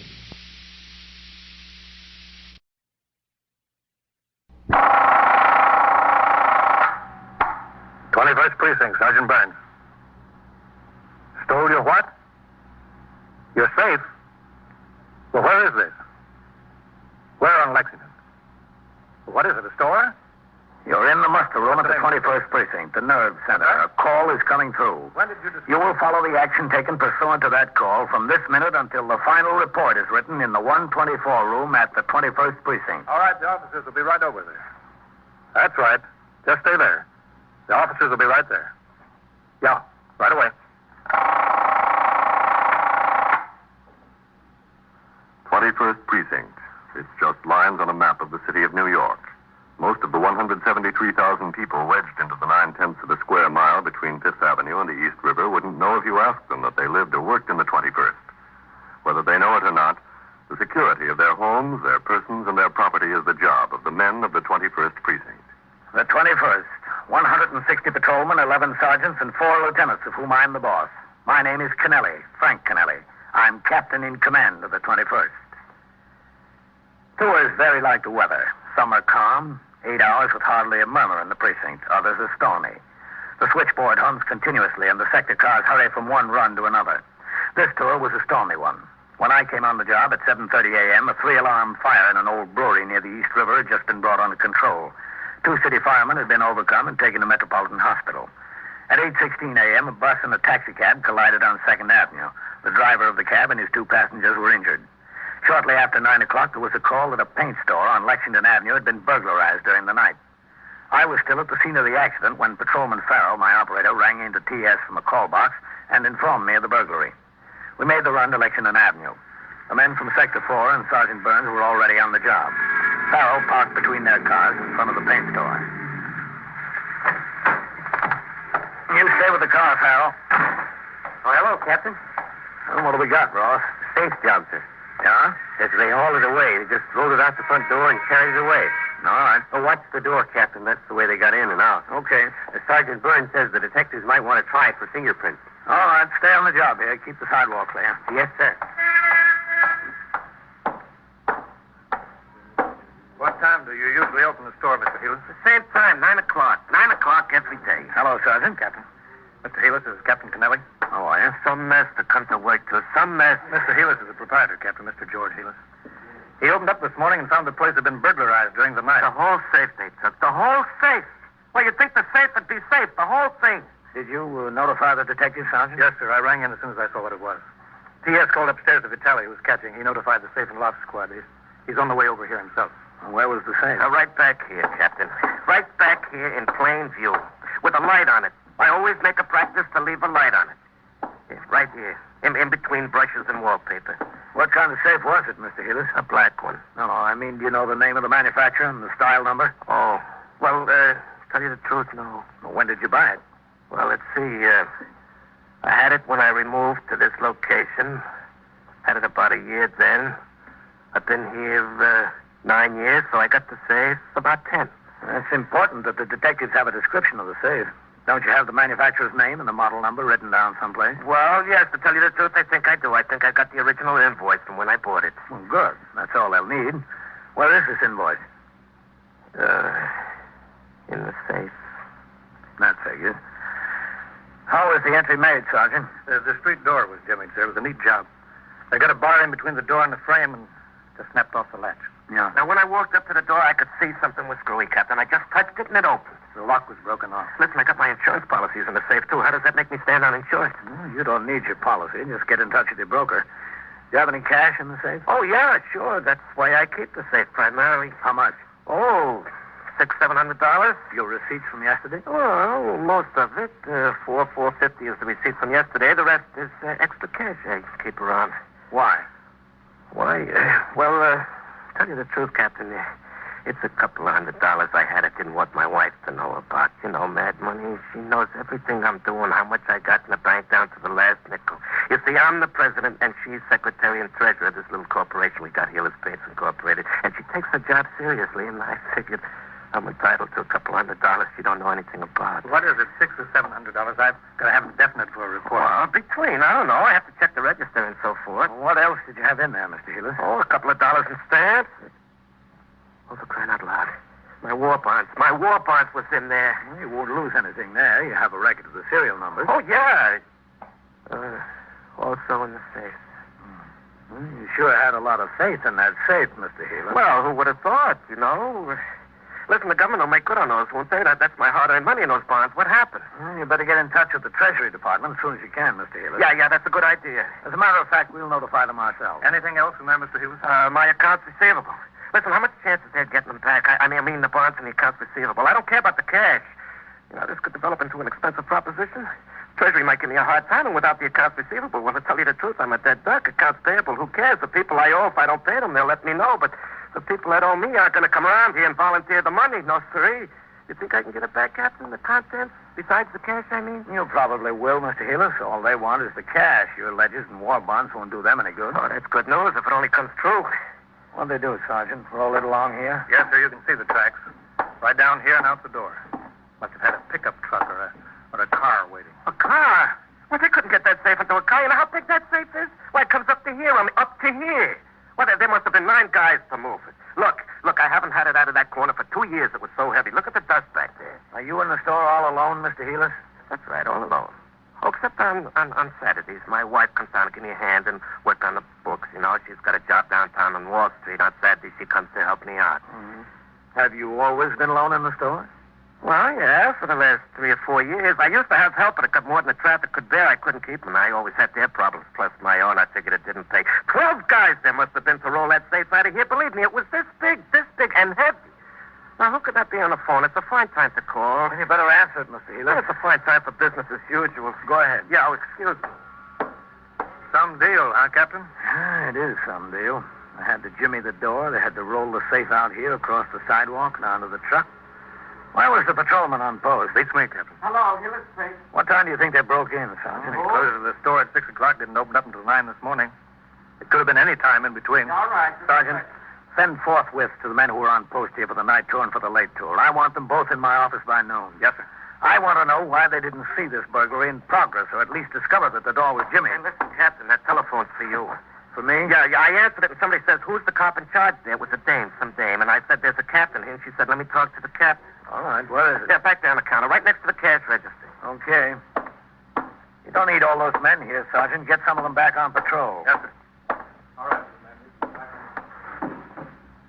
Captain Kennelly. Are you in charge of the cops there? Who is this? Well, that's not important now, Captain. And if you want to talk to me, it's important. Well, look, if you really want to know who it is, I'm the guy who's got the safe from there. Is that so? Yeah, that's so. I want to make you a little proposition. Well, I don't know whether I want to talk about a proposition with you. Well, whatever we talk about, let's make it fast. I don't want to give you a chance to find out where I'm calling from. All right, I'll make it fast. What do you want? I want the combination. You don't want much, do you? Look, we've been trying to get into that thing all night. We've been trying to rip it. We've been using a torch on it. All we want's the dough, that's all. Well, that's very nice of you. The deal is you give it the combination. I know he's got a lot of other stuff in there he wants besides the money, but that's all I want, the money. Well, what's your proposition? Give it the combination, we'll leave the stuff where it can be picked up without getting hurt. We'll leave the whole safe. And if you don't get it? If we don't get it, the safe winds up the bottom of the river, and Helis never sees anything else he's got in there. That's fair, isn't it? How fair can you get? All right, just hold the phone a minute. No, I don't Talk hold it no over phone. with- I'll call you back. Captain who? Captain Kennelly, 21st Precinct. I'll call you back there. Hello. Hello. What's the trouble, Captain? That was the burglar. The burglar? Did you say that was the burglar on the phone? Well, that's who he said he was. Well, what does he want? He wants the combination to the safe. Well, that's a lot of nerve. What does he think he is? He can't get it open. He said if he gets the combination, you'll recover everything else in the safe except the money. All he wants is the money. If he doesn't get it, the whole thing goes to the bottom of the river. You mean I could get my accounts receivable and my war bonds back? Well, that's what he said. Well, who cares about the money? I'm covered with insurance for that. I'll go along with him. I'm inclined to do that. Well, I don't know whether I am, Mr. Healer. Now, look, whose stuff is it? I got a lot to lose. We'll talk it over with the detectives. We'll see what they want to do about it. I've been a long time in this job, Captain. I never heard of anything like this before. You learn something new every day, Sergeant. Every day in the year. Within a few minutes, detectives of both the 21st Squad and the Safe Loft and Truck Squad, the central office specialists who handle safe burglaries on a citywide basis, arrived at the scene. Sergeant Burns gave them such information as he had collected, and I told them of the phone call from the man who purported to be one of the burglars. The detectives took over the investigation, and Sergeant Burns instructed his men to resume patrol. I returned to the precinct house. Lieutenant Gorman told me he had sent forthwith to the homes of Patrolman Coley and White. These were the men who were on post number 6, which included the burglarized paint store during the preceding night and late tours. Both men were en route from their homes. I went into my office to read and sign reports and communications which had accumulated since I was on duty previously. At 20 minutes after 10, I had almost finished with the paperwork when I looked up and saw Lieutenant Matt King, commander of the 21st Detective Squad, and another man standing in the door. You got a minute, Captain? Yeah, sure, Matt. Come in. How are you, Captain? Fine, Matt. This is Detective Andy Sawyer of the Safe and Loft Squad. Oh, I'm glad to know you, Sawyer. Yes, sir. Sit down. Matt, sit down. Thanks, Captain. Pull that chair over. Well, it was an odd one this morning, wasn't it, Captain? Yeah, it sure was. How do you figure it, Sawyer? You fellows ever heard anything like that before? No, sir. Neither of us. Guy must be a psycho trying to swing a deal like that. Well, it didn't sound much like a psycho over the phone, Matt. How have you fellows got it figured?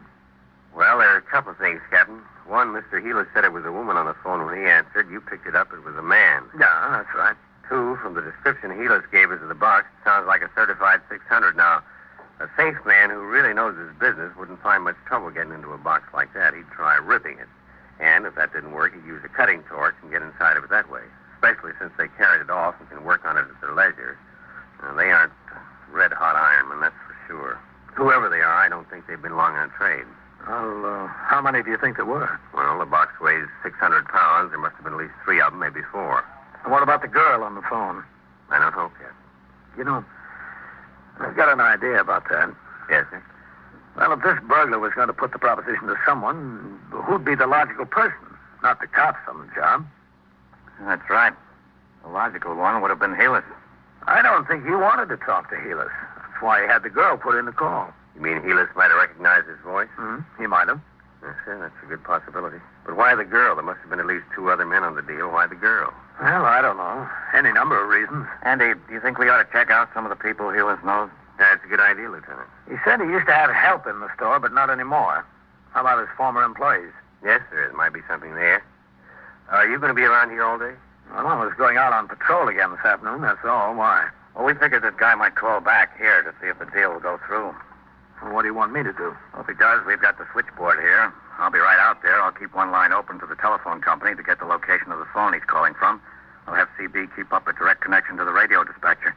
As soon as we can get the location, he'll have a car right over there. He won't stay on the phone long enough. He wouldn't this morning. He knows now that we're looking for his call. He's got to stay on long enough for you to give him the combination. Oh, and you want to go along with him? Yes, sir, we might as well. If it doesn't work and we don't get him, maybe at least Helis will get his property back. That's what he's most worried about anyway. Yeah, we'll be out at the board and start to work on every call that comes through to you, Captain, if that's all right. Yeah, that's all right. If you'll take just a few seconds longer to get to the phone than you normally do, we might have a chance. If he calls again. Well, Captain, he's got the safe. We've got the combination. If he had moxie enough to carry that safe out across the sidewalk, he's got enough to make another telephone call. Squad stationed himself next to the telephone switchboard, ready to use another line to trace any subsequent call from the safe burglar. He got head starts on 2 callers who asked for me, but both of them turned out to be ordinary police business. At 11 o'clock, Patrolman Coley, who had worked the 4 p.m. to midnight tour on the post where the safe burglary occurred, came into the precinct house as ordered. I questioned him thoroughly regarding his activities on post during the previous night. At the end of the interview, I was convinced that the burglary had not occurred through his negligence. Patrolman Coley was allowed to return to his home. By 11:35, the safe burglar had still not been heard from again. I finished my paperwork and started out of the office and into the muster room when I saw Patrolman White, dressed in civilian clothes, standing at the desk talking to Lieutenant Gorman. He saw me and crossed the muster room. Excuse me, Captain. Hello, White. I got a forthwith to appear at the precinct house, Captain. Lieutenant Gorman said you put out the order. That's right. Come inside. Yes, sir.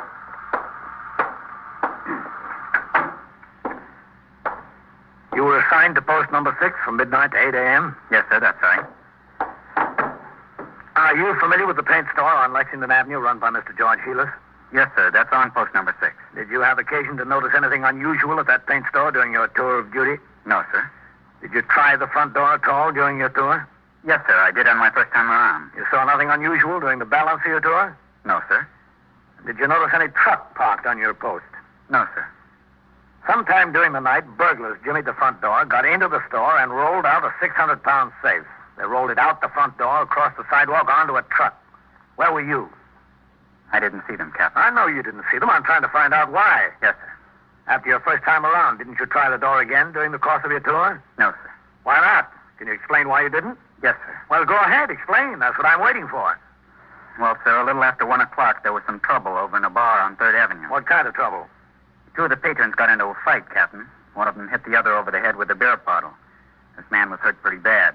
I had to go to the hospital with him. Oh. What time did you get back on post? At 2:23, Captain. Well, did you start around again? Yes, sir. Did you try any front doors? I started to, Captain, but it was along about that time that the alarm hit for this fire in the old brewery on the river. Yes? Well, Sergeant Collins drove by, sir. He instructed me to leave my post and go over to York Avenue. What did you do there?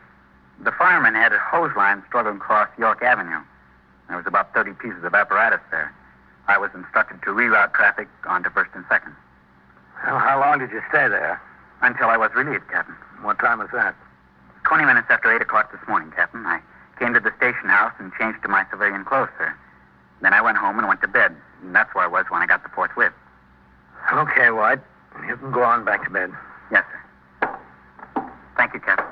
Oh, White. Yes, sir, Captain. How long have you been in the job, White? I'm 4 months out of the academy, Captain.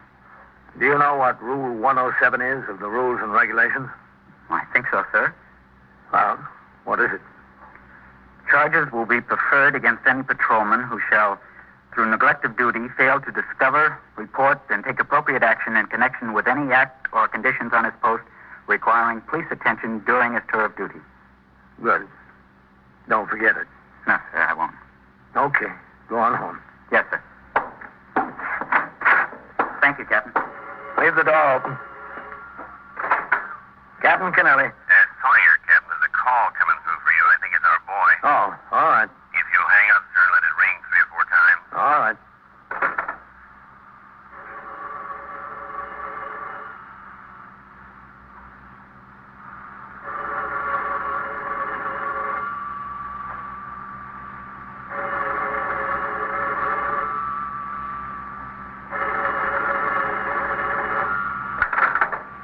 Captain Kennelly. You know who this is, Captain? Yes, I think so. What about the deal? You ready to go through with it? Yes, we'll go through with it. All right, what's the combination? Now, wait a minute. First, I want your assurances that you're not going to throw that safe in the river. The man wants his property back. You'll get it back. Well, I just wanted to make Listen, sure. I know what you're trying to do. You're trying to stall for time. I'm not going to stay on this line long enough for you to trace the call. Believe me, now I'm not. What's the combination? Well, just a second. Let me find it. Well, don't take more than a second. I'm telling you, don't take more than a second. All right, I'm getting it. What is it? Just a second. I'm telling you. All right, here it is. What?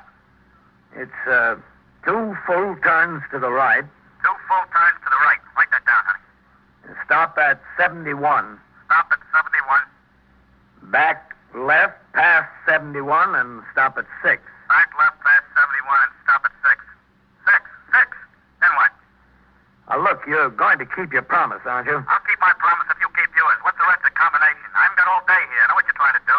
Well, then right to 98. Is that it? Yes, that's it. Bye.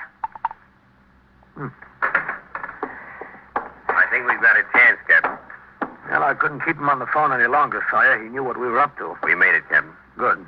That girl was with him again. Apparently she was standing alongside of him, taking down the combination as he repeated it back. It was from a pay station. Ah, that figures. Drugstore on Astoria Boulevard. A car from the 114th Precinct's on the way. Well, that's fine. Maybe they'll make it. I'll call the squad out there and ask him to take a look, too. Okay. I'll do it from the board. Oh, excuse me, Lieutenant. That's all right. Go ahead. We got the call, Lieutenant. Did you talk to him, Captain? Yeah, I gave them the combination. They traced it to a pay station and a drugstore on Astoria Boulevard. Well, he's probably gone by now. Yeah, a car is on the way, and Sawyer's calling out the 114th squad and have them go take a look, too. Astoria, huh? Ah, that's right. You know something, Captain? I've had Vitali and Novak over there talking to that Mr. Heelis for the better part of the morning. Yeah. We've been going on the possibility that maybe your suggestion is correct. The man didn't want to talk to Mr. Heelis on the phone because he might recognize the voice. They asked him all about former employees and friends and relatives, anybody that he knew that was familiar with the store or worked there. Well, did you get anywhere? No place much, but one thing came out. What's that? Heelis' wife has a brother who's been in a little trouble. Oh, is that so? Yeah, he did one bit for grand larceny. He's been out for 2.5, 3 years. Hasn't gotten jammed up again since. Mm-hmm. Heelis said his brother-in-law used to clerk the store on Saturdays once in a while. You know, just help him out a little bit. Yeah. Said he wasn't much account as a clerk. Didn't know varnish from enamel. Said he hasn't seen his brother-in-law in about 7 or 8 months. Doesn't think his wife has either. Well, that's nothing in itself, is it? Helis would know his brother-in-law's voice over the telephone. Yeah. And his brother-in-law might think that Helis is a pretty good mark.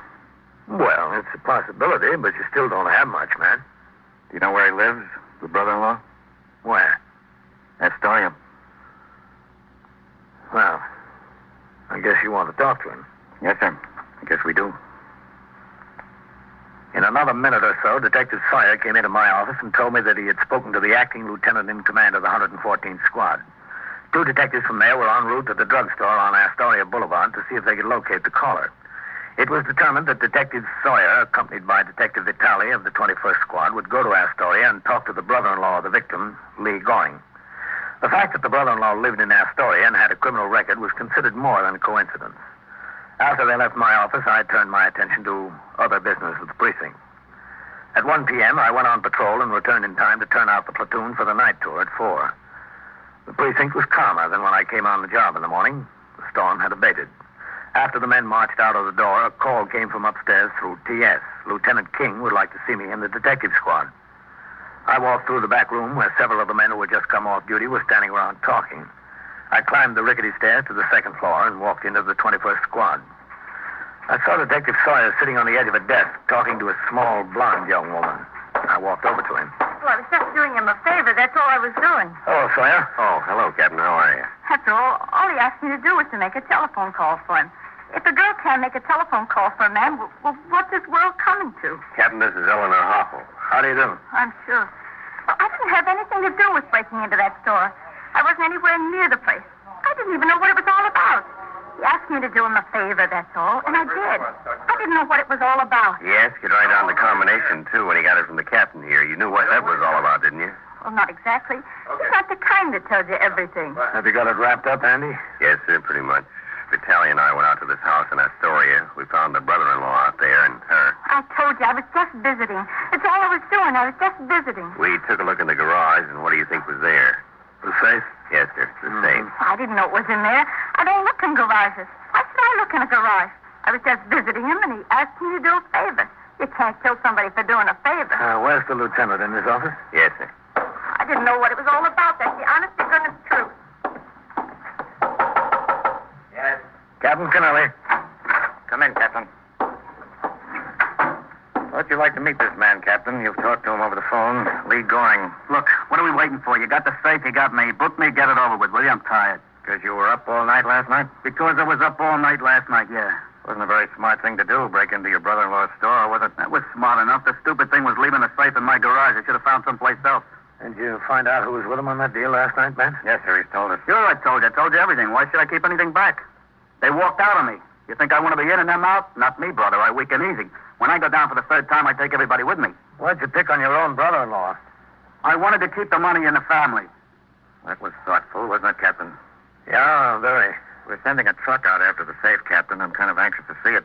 Sawyer told me they clawed at it, hacked at it, and burned it with a torch, tried to knock the knob off. Couldn't make a dent in it. Must be a pre-war safe. Did they build them like that today? Who's got a chance with one of those things? And it's work. You know that's work? To get it out of the store, onto the truck, and out to the garage, then to go to work on it. You know we worked on that thing from 3:30 this morning till almost 8. We couldn't make a dent in it. Is that when you got the bright idea to call me? Yeah. Came over to New York, walked down the other side of Lexington Avenue to see what kind of rumble it was from the job. I saw all the cops' cars parked out in front. I went in the candy store and called. Who was with you, just Eleanor? Yeah, that's right, just Eleanor. I had the idea out in the garage, but the other boys thought I was crazy. They wouldn't have any part of it. I said to them, look, I'm not 2 feet from where all that money is, not 2 feet, and I can't get my hands on it. If you don't want any part of it, get out. I'll go it myself. So they got out. All that work and not a dime out of it. That's what gets me. Back-breaking work. You going to bring them in here, those boys? I'd like to see the looks on their faces. They take a fall, don't get a dime out of it. I'm laughing. It's a big joke. All right. Come in, Mr. Hewlett. Yeah, sure. I'm Lieutenant King. How are you? Pleased to know you. Lee, I don't know what to say. Say hello. I'm ashamed of you, Lee. Really ashamed of you. My own wife's brother to do such a thing. What do you want from me, George? I did it. What am I going to do? Say I'm sorry? You would really throw the safe in the river? Your own brother-in-law's accounts receivable in bonds at the bottom of the river? I can understand how you would do it to me, but your own flesh and blood is my wife. George, don't knock yourself out. Why did you do it, Lee? Why didn't you come to me if you needed money? I needed money, but who needed a song and dance with it? Captain, do you understand it? I don't. A grown man, look at him. In his trade, he can go out and make $25 a day. $25 a day, and he's got to get himself in trouble again like this. What's the answer? $25 a day. Well, Mr. Heelis, the answer seems to be that he prefers night work.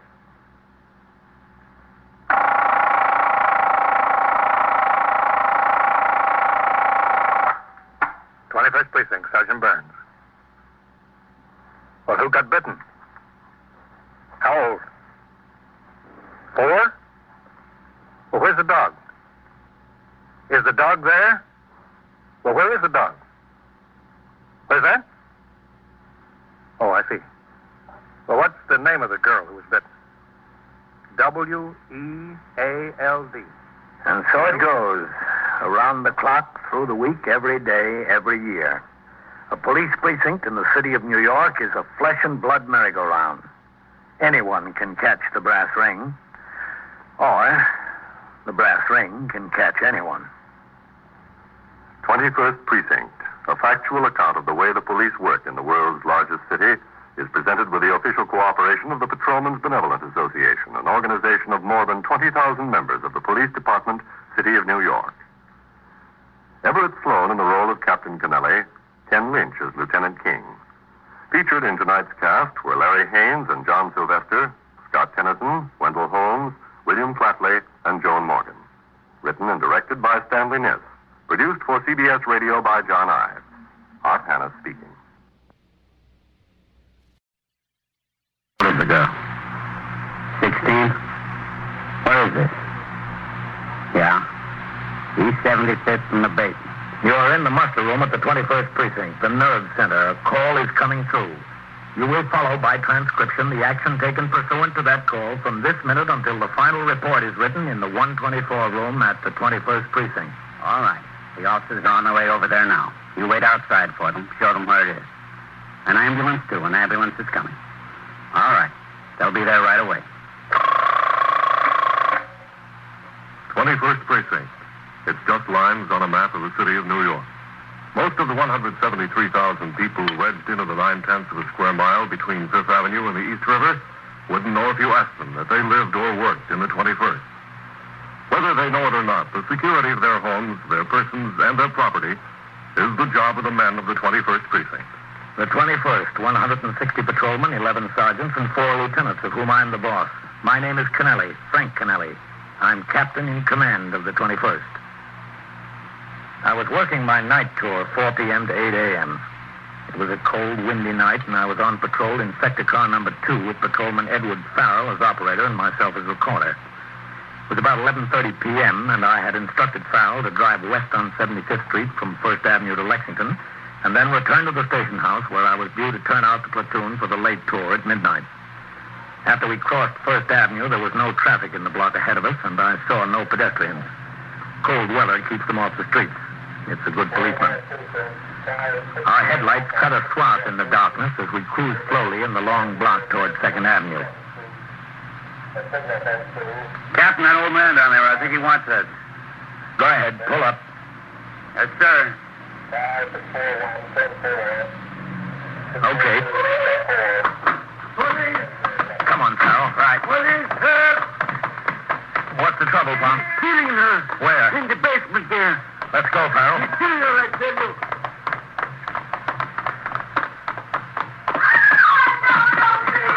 Down there. Watch the step. I got my light. All right, hit the door. Get away from her. Get away. Kill her. Right there. Come here. I'll kill you all. Hold still there. I mean, get up against there. Get the nippers on him. Let me out of here. Stay still, I said. All right, I got him. Let me go. You've got enough trouble now, mister. Stay still or you've got plenty more. He's all right now, Captain. All right, get those hands against the wall. Get them up there. Yeah, all right, okay. Okay. Sit down on the floor.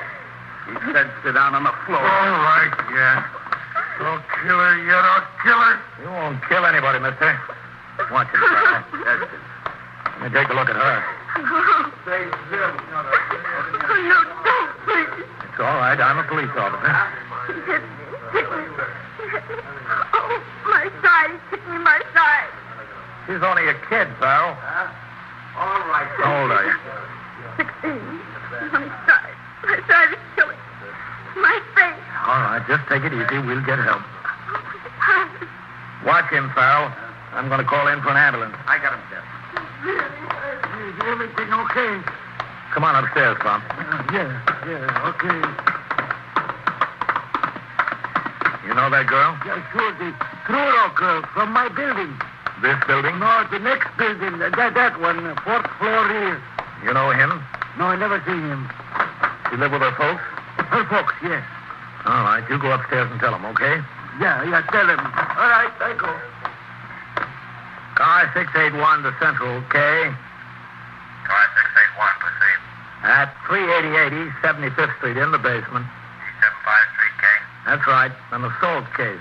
Send an ambulance and assistance, K. Okay, 681, 21st Precinct. The address? 388 East 75th Street, car 634-635, at signal 32. The ambulance is responding, K. 634-10-4. Car 635. Within a few minutes, in response to the radio signal, Sector Car number 4 and the sergeant's car were on the job. When the call was heard on the radio monitor by the desk officer at the station house, he notified the 21st Squad, and Detectives James McLeese and Louis DeLuca hurried to the scene.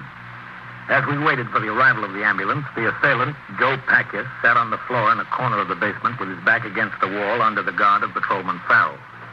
The victim's mother had been summoned from the apartment. She tried to comfort the girl.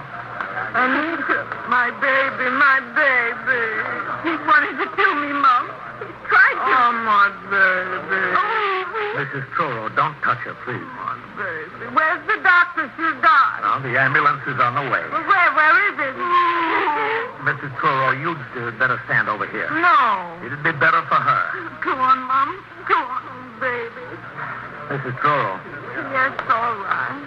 the ambulance will be here right away. Sergeant. Yes, sir? My poor baby. Yes, sir, Captain. Stay here with the girl. Yes, sir. Is that the ambulance, that siren? Yes, I'm sure it is. Let's go over here, Mrs. Truro. I don't like to leave her. I don't like to leave my baby. How old is she? 16, just 16.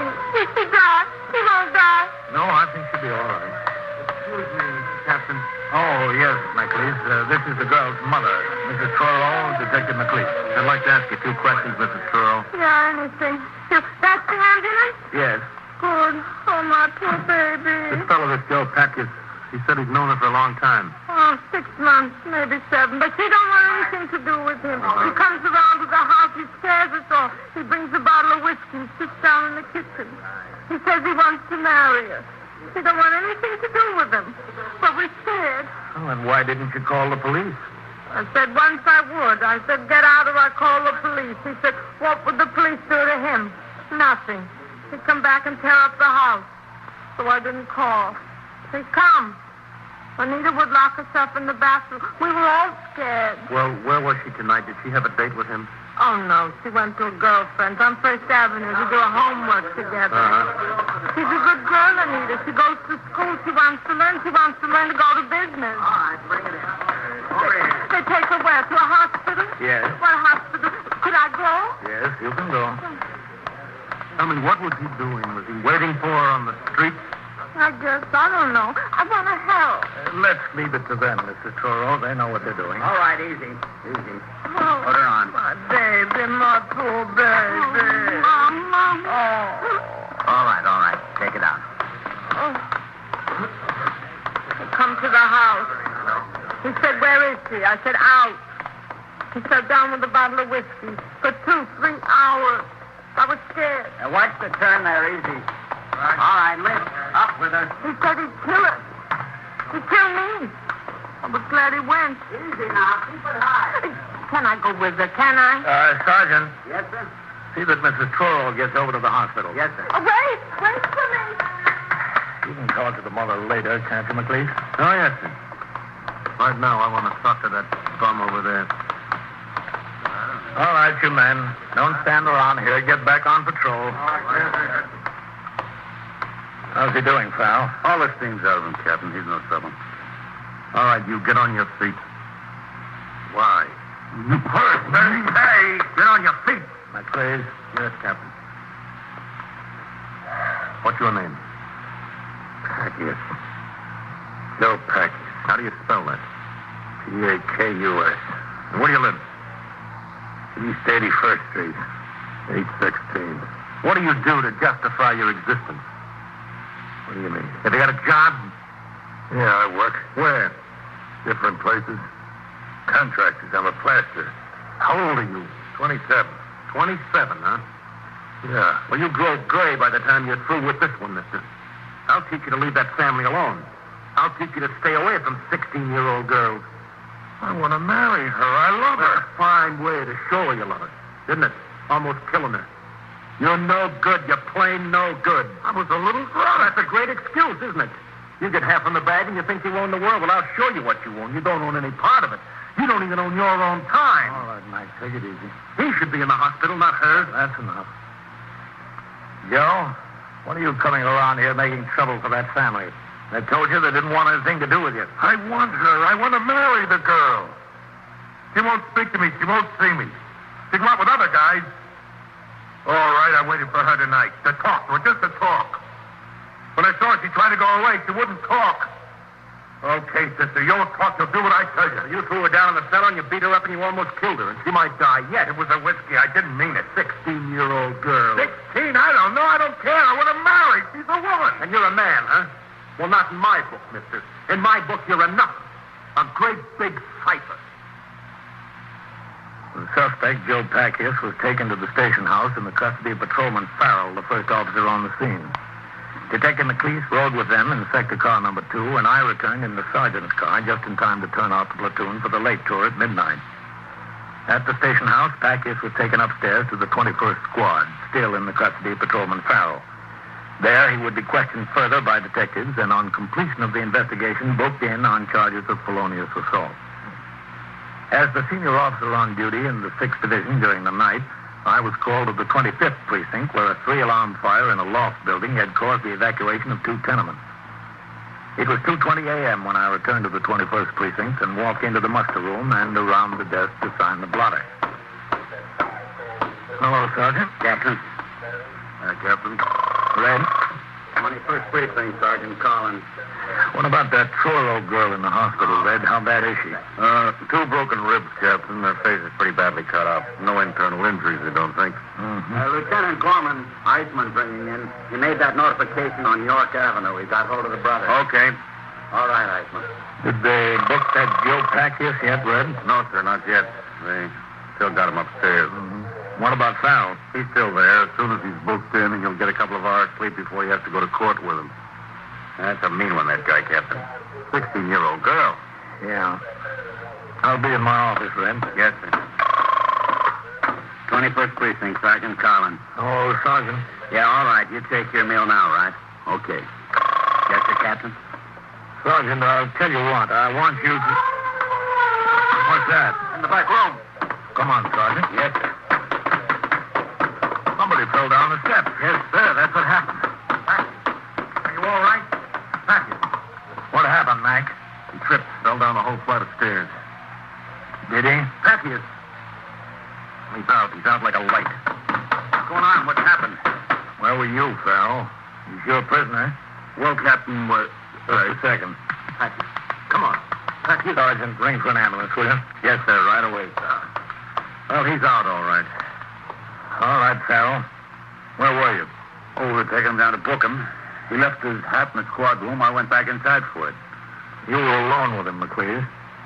That's right, Captain. Yes, sir. How'd he fall? I don't know. He tripped, I guess. Did he? On what? Captain, I didn't lay a hand on him. If anybody deserved to get thrown down those stairs, he did, but I didn't lay a hand on him. We'll find out about that, McLeese. We'll find out about that right away. You're listening to 21st Precinct, a factual account of the way police work in the world's largest city. Since 1910, the work output of each of us has more than doubled.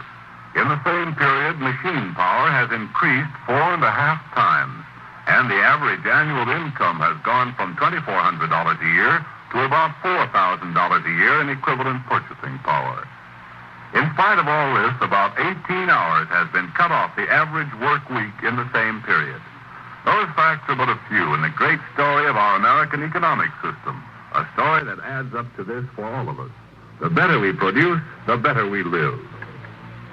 Now back to 21st Precinct and Captain Frank Kennelly. Any unusual occurrence concerning a prisoner, injury, death, escape, or attempted suicide is a grave matter. The commanding officer of the precinct concerned is required to make an immediate and thorough investigation and forward his report to the office of the chief inspector and the New York State Commissioner of Corrections. Joe Packius did not regain consciousness by the time the ambulance arrived. He was taken to Bellevue Hospital. In the meantime, I had instructed the desk officer, Lieutenant Gorman, to telephone Lieutenant Matt King, commander of the 21st Detective Squad, at his home and inform him of the incident. Lieutenant King was at the station house within 25 minutes and sat in my office as I questioned first Patrolman Farrell. Oh, sir, I didn't leave him for a minute, not since I brought him in. You got him into the station house about 5 minutes to 12. How come you didn't bring him downstairs to be booked until 25 after 2? Well, McLeese was conducting an investigation, Captain. Well, there wasn't much investigation that needed conducting, was there? You were an eyewitness to the assault, so was I. Yes, sir. And you had another witness, that old man that stopped you. Yes, sir. Did McLeese make any threats against this Joe Packius up in the squad room? No, sir. You just talked to him calmly? Well, not exactly calmly, Captain. McLeese didn't think much of the guy. Who did? Did either you or he use any violence in the squad room? No, sir. Well, then when you started downstairs to book him, what happened? Well, we came out of the squad room and into the hall. I had Packius by the arm. As soon as we got outside, McLeese had his hat. We left his hat inside. Whose hat? Joe Packius. Didn't Packius say anything about it? No, sir. I guess he forgot. So you went back for his hat? Yes, sir. That was your prisoner, Farrell. You weren't supposed to leave him. But it was just back in the squad room. We were out in the hall. I didn't really leave him, Captain. And when you came out with the hat, Packius was down at the bottom of the stairs. Yes, sir. You were in the squad room with Packius all the time, between about midnight and 2:25? Yes, sir. Was McLeese? No, sir. Where'd he go? Well, when we first got there, he printed Packius. Then we went into your office, Lieutenant. McLeese started to question him. He didn't touch him, you said? No, sir. He got awful mad at him, but he didn't touch him. And then about 1 o'clock, McLeese went out. Where'd he go? I don't know, Captain. He said he'd be back. We'd book him in when he got back. I just sat there with Packius until he came back about, 10 minutes after 2. Any more questions, man? No, sir. All right, Farrell, that's all. Yes, sir. You can go on home. Packius won't be going to court tomorrow. How is he, Captain? Oh, we're waiting to hear. Yes, sir. Thank you very much. Farrell, Yes, sir. tell McLeese to come in here. Yes, sir. Well, Matt, looks like a rough spot, doesn't it? It sure timed out right. Yep. I'm kind of anxious to hear what Packius has to say. And he was unconscious when they took him out of here. He was unconscious when they got him to the hospital. We might not get to hear what he has to say, eh, Captain? Doesn't look good for him, Matt. It was an awful wallop on the head he took. Come in. Yes, Captain. Oh. Sit down over here, McLeese. Yes. Hello, Lieutenant. McLeese, sit down. Yes. Well, you got yourself in a jam, huh? I'm not in any jam, Lieutenant. What do you call it? Excuse me. Sure, sir. 21st Precinct, Captain Kennelly. Sergeant Collins, Captain. Lieutenant Gorman would like to talk to you. Okay. Go ahead. Captain, Yes, Fred. the doctor down at Bellevue just called back. Yes? That Joe Packius has a possible fractured skull. Possible, that's all I know. Well, they're making x-rays now. Yeah. He didn't regain consciousness? No, sir, not yet. All right, Brad. If you hear anything else, ring in here, hmm? Yes, sir. How is he, Captain? Possible fractured skull. I didn't push him down those stairs. He tripped. McLeese, I've been in command of this precinct 2 years. Every day, 24 hours a day, people go up and down those stairs. All kinds of people. Cops, complainants, drunks, narcotics addicts, everything. In 2 years, the only man to fall down those stairs is somebody you've been holding back your temper on all night. From top to bottom, he fell and fractured his skull. I didn't lay a hand on him, Captain. And it happens just when you send the only possible witness back into the squad room for a hat. Nobody around, only you. He tripped and fell, Captain. I didn't touch him. You were itching through all night, though, weren't you, McLeese? Well, who wouldn't? I'm only human. The guy weighs almost 200 pounds, and he's no good. He's not even near human. He beat a 16-year-old girl within this far of killing her, and he would have killed her if the captain and Farrell didn't jump him. So what am I supposed to do, love a guy like this like a brother? I want to see him get what's coming to him. That's just the point, exactly. You're a cop, that's all. You're not the judge and jury. It's not up to you to see that he gets what's coming to him. Your job is to bring him and the facts before the people who'll decide that. Not to set yourself up in a throne and decide who's right and who's wrong. That's not your job. Get that through your head. Yes, sir. Did you throw him down the stairs? No, sir. He tripped and fell. Where'd you go about 1 o'clock? I went out for a meal, sir. Where else? You were gone over an hour. Roosevelt Hospital. Why? To interview the victim and her mother. Did you? I saw the mother, Captain. The victim was still in the treatment room. You didn't need the mother or the girl. You had 2 police officers and another civilian as eyewitness. Yes, sir. There wasn't any doubt in your mind that on Farrell's testimony alone, Packius would be held without bail for the grand jury, was there? No, sir. Well, then why did you have to go to the hospital at that point? I don't know, Captain. I thought I ought to get the girl's story. This was a felony case. Did he call the district attorney? No, sir. Why not?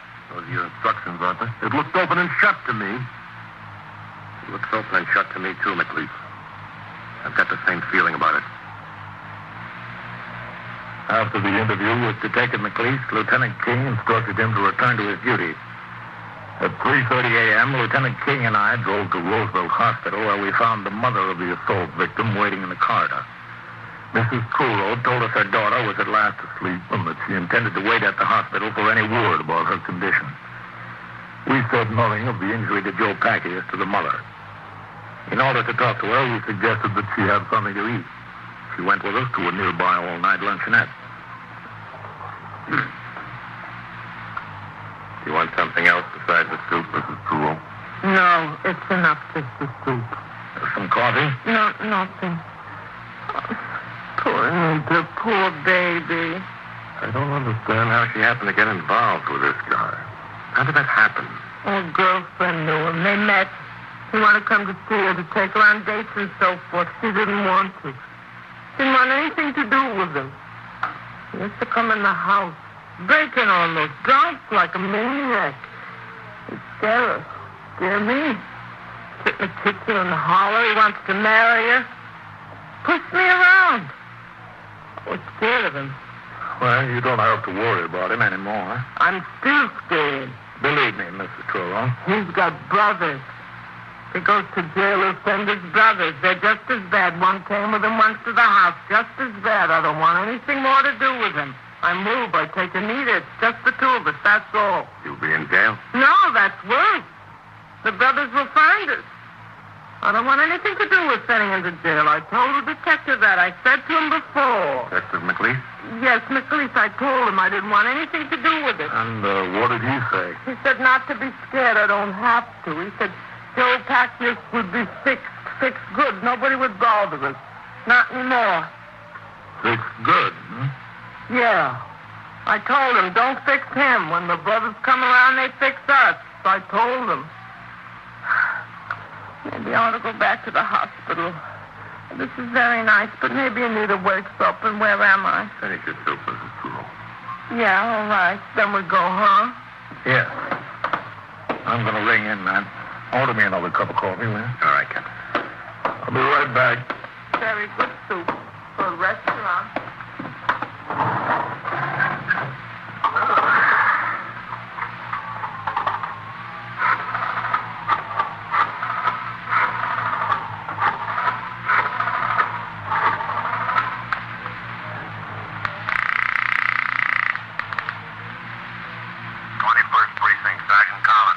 Captain Kennelly, Sergeant. Oh, yes, sir. Guamo wants to speak to you, Captain.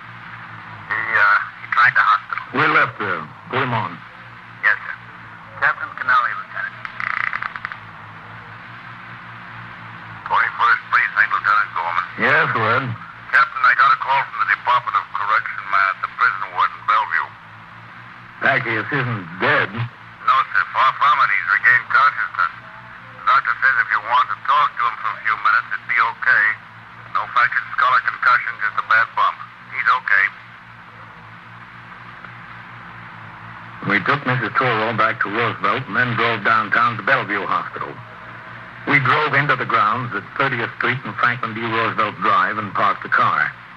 The prison ward on the second floor of I building is under supervision of the Department of Correction. Upstairs, we were admitted through the barred gates and directed to the room. Thank you very much. It's over there. Yes.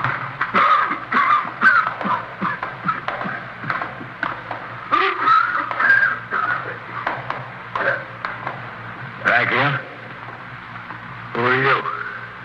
We're police officers. I want to see my lawyer. It's the only one I want to see. You'll see your lawyer. Wise guys, that's all you are, a bunch of wise guys. Wise guys, huh? What does that make you, beating up a 16-year-old girl, a big hero? I want to see my lawyer. Tell us how you came to fall down the stairs. My lawyer. It's the only one I'll tell. I don't want nothing to do with you guys. You've got something to do with us. You've got plenty to do with us. Tell us about how you got hurt. Go ahead. Hit me. See what it'll get you. Nobody's gonna hit you. Laying here on my back. Hit me. Go on. I'll get more. Get more what? Money, that's what. You get nothing but years, Joe. I'll get money. Look at a bushel basket full. I'll sue the city. I'll take them over the coast for that kind of treatment. What kind of treatment? Never mind. I'll take it up with my lawyer. What about slapping that girl around? What do you think your lawyer can do for that? Nothing. I ain't worried. I'll take only half the money I'm going to sue for, and the city will be glad to get off the hook.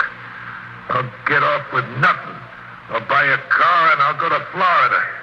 You've got great ambitions, Joe. I guess we'll pin a medal on you, too, huh? I wouldn't be surprised. I'll talk to my lawyer about it. I got the city dead to rights. They can't do that to a guy and get away with it. You don't seem hurt so bad, Joe. Yeah, well, the pain's killing me. What makes you think you're entitled to sue the city? Those stairs, from top to bottom. Look, the detective said you tried to break away from him and missed the top step. That's a lie. Well, what did happen? Oh, no. You take that up with my lawyer. But I wasn't trying to break away. Don't let him tell you I was. He's lying. I don't think so. I wasn't. I was walking down as quiet as you could. There was this thing sticking up, caught the heel of my shoe. That's the city's fault, ain't it? I tripped and I went down to the bottom. I looked at those stairs, Joe. That's not what happened. Tell us the truth now. I caught my heel. I caught it on the step. I fell. I tripped on something that was sticking up. I tripped and fell. The city has to pay for that, don't they? That detective wouldn't tell you what happened. He don't like me. He don't want me to collect. Doesn't he? Like he never beat up a woman. Big man. Get him to tell you the truth. We will, Joe. Come on, man. Yes. How long, Joe? Get him to tell you.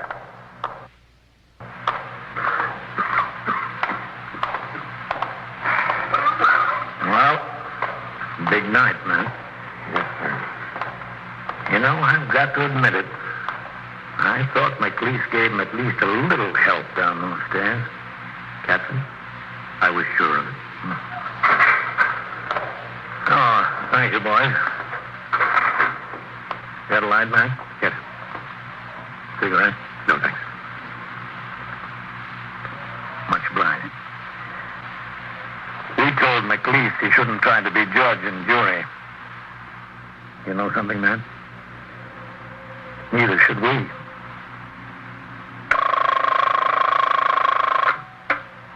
First Precinct, Sergeant Collins. What do you mean, robbed? Held up? Where is it? The what bar and grill? Oh. What's the address? Yeah. Did they have guns? How many men? How many? Well, which way did they go? Were they in a car? What kind of a car? What kind? What color? And so it goes, around the clock, through the week, every day, every year.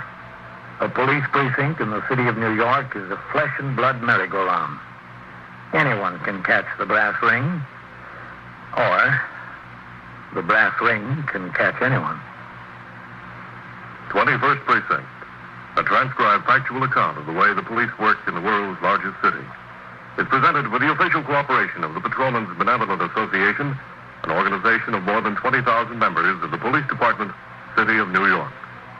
Everett Sloan in the role of Captain Kennelly, Ken Lynch as Lieutenant King. Featured in tonight's cast were Bill Quinn, Louis Van Ruten, Phil Sterling, Joan Morgan, Barbara Weeks, Jack Orson, and John Larkin. Written and directed by Stanley Niss. Produced for CBS Radio by John Ives. Bob Hall speaking.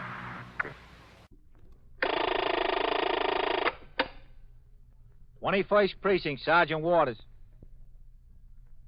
The shooting where? Talk into the phone, will you? Where's the shooting? Lexington and what? Yeah, well, who shot? Who? Yeah? You are in the muster room at the 21st Precinct, the nerve center. A call is coming through. You will follow the action taken pursuant to that call from this minute until the final report is written in the 124 room at the 21st Precinct. Okay. Go back there and wait. The officers will be right over there. Yeah, that's right. I'm sending them now. Right now. 21st Precinct, transcribed. It's just lines on a map of the city of New York. Most of the 173,000 people wedged into the 9/10 of a square mile between Fifth Avenue and the East River wouldn't know if you asked them that they lived or worked in the 21st. Whether they know it or not, the security of their homes, their persons, and their property is the job of the men of the 21st Precinct. The 21st, 160 patrolmen, 11 sergeants, and 4 lieutenants, of whom I'm the boss. My name is Kennelly, Frank Kennelly. I'm captain in command of the 21st. I was working my night tour, 4 p.m. to 8 a.m. I had come into the station house at 3:25 in order to give myself enough time before the turnout of the platoon to change to uniform, read reports and communications, and confer with the desk officers, Lieutenant Gorman and Lieutenant Snyder, who were coming on and going off duty, respectively. When I turned out the platoon, the most important instructions I gave the men concerned a series of armed robberies of liquor stores which had plagued detectives and the patrol force of every precinct on the east side of Manhattan, uptown from 34th Street during the last 3 weeks. The 2 armed men had hardly missed a night. Sometimes they hit twice or 3 times in the same night. The victim was always a package store. The time was always between 7 and 10 p.m. The score was 19 robberies and $3,300. It didn't look like they were ready to quit. Of the 19 robberies, 6 were in the 21st Precinct, and Lieutenant King, the commander of the 21st Detective Squad, hadn't been home in a week. Neither had most of his men. After the 62 men who would patrol the precinct until midnight marched out the front door of the station house to take over their posts, I returned to my office, closed the door, and walked over to my desk to more thoroughly read the reports waiting for my signature. 21st Precinct, Captain Kennelly. Sergeant Waters on TS, Captain. Yes, Sergeant. Lieutenant King is down at the desk. He wants to know if he can see you a minute. Yeah, sure. Tell him to come in. Yes, sir. Okay, Lieutenant, go on in. Sergeant. Yes, sir. Have a car come by the house for me at 4:35. I want to go out on patrol. Yes, sir. Come in. No, come in, Matt. Hello, Captain. Saw the door closed. I thought you might have someone in here. Sit down, Matt. Yes, sir. No, I've been keeping it closed when I'm in here. Some psycho has been wandering into the station house and heading right for my office before anyone could stop him. He's got some story about the flying saucers being after him. Oh, him. We had him up in the squad, too. Well, how are you doing on those liquor store robberies, Matt? Get any line on them? Well, that's what I want to talk to you about, Captain. Yeah? The borough chief called all the squad commanders concerned to a meeting this afternoon. What do you have to say? Well, he had plenty to say for a half hour straight. 19 armed robberies, he said. Same 2 guys. Always in liquor stores, always between 7 and 10 p.m. Nobody's been able to get a line on them, he said. Nobody's been able to get to first base. Well, you can't say you haven't been working. No, sir, you can't say that. We've been running down every angle we get. We've been planting a few stores we thought they might hit. They've been doing the same thing in the other squads. What'd the chief say? 19 robberies and no shooting yet. He said to stretch it to the 20th would be going too far. Said if we don't get them right now, they're going to kill some victim. Yeah, well, I don't think he's far wrong about that. Well, sir, neither do I. I've been worrying about it all along. Well, what are you going to do? We're going to put almost 100% plant on package stores between 34th Street and 96th Street. Plant all of them? Well, there's a couple of hundred. Well, we're narrowing it down some. In the first place, these guys haven't hit a store where there's been more than one clerk. Always only one clerk on the job. Well, that takes it down a lot. Yes, sir. And out of the 19 jobs, only 2 of them were on cross streets. The rest were on avenues. Why do you figure that is? I don't know. Must be something in their mind, I guess. That takes it down some more, eliminating all the stores on the cross streets. Yeah? And they haven't yet hit a store that's been on a corner. Oh, haven't they? No, sir. Every one of the 19 has been in the middle of the block, or at least away from the corner. Well, I guess they figure there's more chance for someone to see inside the store if it's on a corner. Yes, sir, that might be it. So we've got it down to within reason. Well, are you going to plant 2 men in each? Yes, sir. There's been 2 stick-up men in every case, both of them armed. We'll need 2 to handle them. That'll take a lot of men.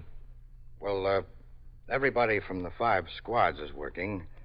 Yeah? The chief is putting half the men from the Manhattan East Homicide Squad and half the men from the Youth Squad on the job. And the chief of detectives is sending as many men as he can spare. 5 here, 6 there, 10 there. Yeah? The central office bureaus are giving us about 12 men. We've got a couple each from the safe and loft and narcotics squad. Mm-hmm. The chief got hold of every division commander in Manhattan East, and they're giving us about 20 plainclothesmen. And, we're asking the precincts concerned to furnish 4 or preferably 6 patrolmen to work in plain clothes. You caught me on a night when I'm kind of short, man. Well, I won't ask you for 6, Captain. How about 4? All right, I'll get you 4 men. Each of them will be assigned on a plant with an experienced detective. Yeah, that's the way it should be. When does this go into effect? Tonight. We've got the surveys made. We know the stores we're going to plant. It's all set for tonight. And how long do you expect it to continue? I don't know, Captain. Depends on when we get them. Immediately after conferring with Lieutenant King, I went out into the muster room and around behind the desk to apprise Lieutenant Gorman, the desk officer, of the situation. After considerable discussion, we determined the names of 4 patrolmen to be assigned to work with the detectives on this case. They were called in off their posts, told to change to civilian clothes, and report to Lieutenant King forthwith. Within an hour, Lieutenant King furnished to Lieutenant Gorman a complete list of 31 package stores in the precinct that would be planted in the hope of catching the stick-up men in the act of committing robbery. As patrolmen on post rang in at their stated times, they were informed by the desk officer of the stores on their posts in which detectives would be on duty. Patrolman Fallon, the 124 man, typed up complete lists for the men in sector cars and the sergeants. At 6:45 p.m., Detective William Novak of the 21st Squad and Patrolman Paul Vaccaro, who had been assigned to work with him in plain clothes, were on Lexington Avenue walking toward the Fairbridge liquor store, which they were under instructions to plant. Plant's the worst deal in the book. It's better than walking post. Yeah, well, you told me that 3 hours from now, and you're a liar. Hey, wait a minute. That's it, isn't it? Yeah. Let me talk to the guy, Vaccaro. Oh, yeah, sure. Okay.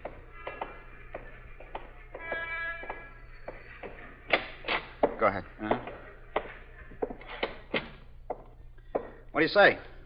What did you have in mind? We've got a special in rum. We're detectives. Oh. My name's Novak. This is Vaccaro. Hi. How are you? Healess. Jack Healess. Glad to know you. You know, for a minute I was worried when you came in. I've been hearing all this about watch out for 2 men together, those holdups, you know. Yeah. Well, that's what we're here to see you about. What do you mean? Are you the boss? You own the place? No, I'm not the boss. I'm just a clerk. The boss went home. He works days. I work nights. Yeah, well, we want to stick around here a while tonight. What do you mean, stick around? Why? Well, I'll tell you, Jack, it's not that we're expecting anything, but just in case these guys do walk in, we want to give you some protection. Okay? Listen, you're sure Sure about what?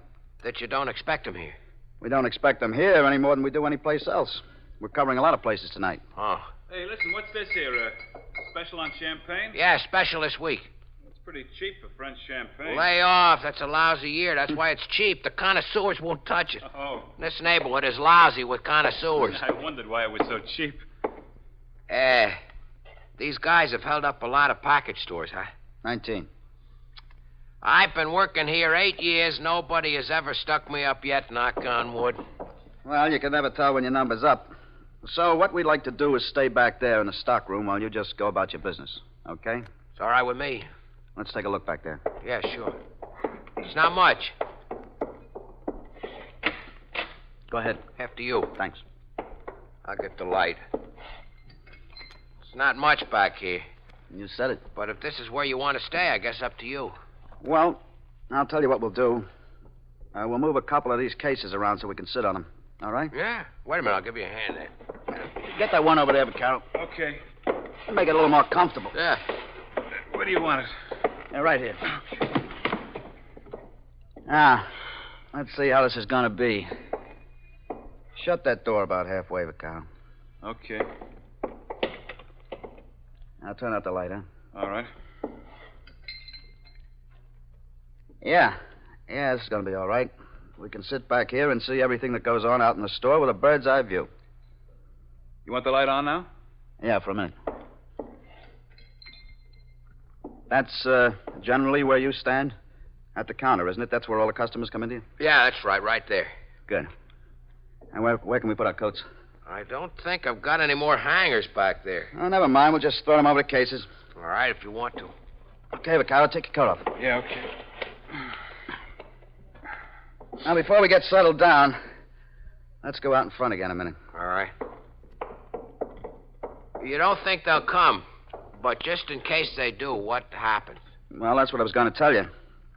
Now, one of these guys always comes up to the counter. The other one stands near the door. Yeah. We can see both the counter and the door from back there, so we can see both of them. Here comes a customer. Okay. Good evening, madam. Good evening. I'd like a fifth of scotch, please. Did you have any particular kind in mind? Well, This is very nice. Selkirk and Peebles. Selkirk and Peebles? A very fine brand of Scotch whiskey.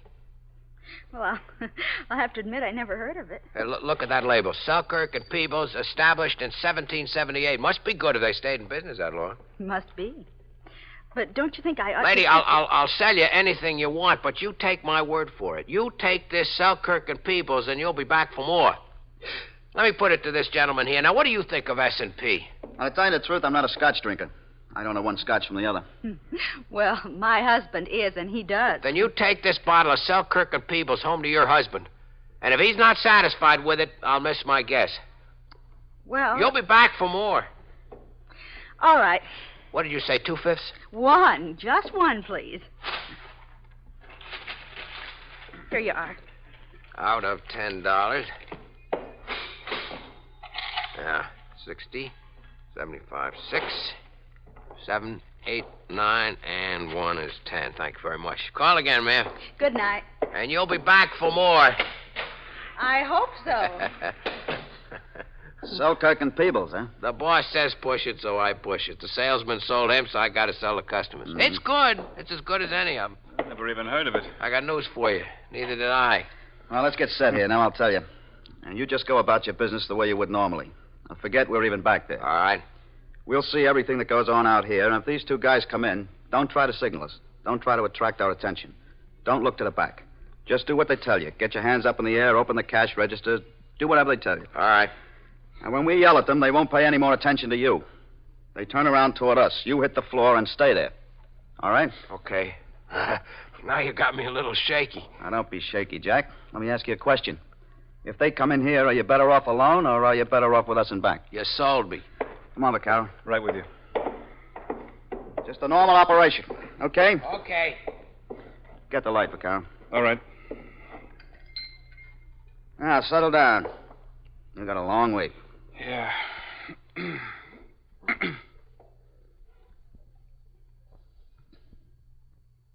Think we ought to smoke back here? I don't see why not. Just keep it covered. Novak. All right, I see them. Sit tight. 2 of them. And they fit. Good evening, gentlemen. Good evening. What do you got in a bottle of rye? Here's a real nice one. Okay, I'll take it. Anything else? No, that'll be all. How much? That'll be $4.05. Easy. Yeah, sure. Thank you, gentlemen. Call again. Yeah. Good night. Oh, brother. Yeah. Jack, you're a real trooper. What do you mean I'm a real trooper? Those 2 guys look right. You acted as natural as all get out. Well, why shouldn't I? They're from the shoe store around the corner. I've known them for years. All right, just keep up the good work. Hey, look, it's not going to be like that every time the door opens up, is it? I'll tell you. That depends who opens the door. You are listening to 21st Precinct, a factual account of the way police work in the world's largest city. Today's newspaper is just like yesterday's, you figure. Hardly seems worthwhile to buy one, since the authorities closed down all the newspaper plants except their own. Government decrees, new laws, work quotas. Makes pretty dull reading. And there's no sense in trying to figure out what's true and what isn't. You get their side of the news, or none at all. Can't compare it with others. There aren't any others. And people are so afraid to talk that you hardly get any news by word of mouth anymore. Well, that's the picture in some countries where the government owns or controls the press, but not in yours. You know why? It's because your government is absolutely forbidden from ever making a law to restrict freedom of speech or freedom of the press. Those freedoms were protected for you by a group of men who sat down 165 years ago and wrote out our Constitution and Bill of Rights. In the first article, they wrote, "Congress shall make no law abridging the freedom of speech or of the press." That's why you can buy a newspaper with an editorial page, where someone writes his views on a particular subject. If his views aren't in accord with yours, well, you can write in and tell him so, and like as not, they'll print your letter the next day. And you have a freedom of choice of which newspaper you want to read, too, or which book you want to buy, or movie you want to see. It's guaranteed for you by our Bill of Rights. It is one of our freedoms. Now back to 21st Precinct and Captain Kennelly. While Detective Novak and Patrolman Vaccaro waited on a plant in the stockroom of the liquor store on Lexington Avenue, officers were concealed in other package stores in the 15th, 19th, 21st, and 23rd precincts where the rash of armed robberies had broken out. Meanwhile, the entire patrol force in these districts, which together comprised the 6th Division, was on the alert for the stick-up men who had committed 19 robberies in 3 weeks. As part of this alert, I remained on patrol for a longer period than usual and was still out at 9:40 p.m., nearly 3 hours after Detective Novak and Patrolman Vaccaro first went on the plant. During that time, the front door to the shop had opened nearly 30 times. Each time, the officer tensed. Then they relaxed. Well, tell me, Vaccaro, what's better?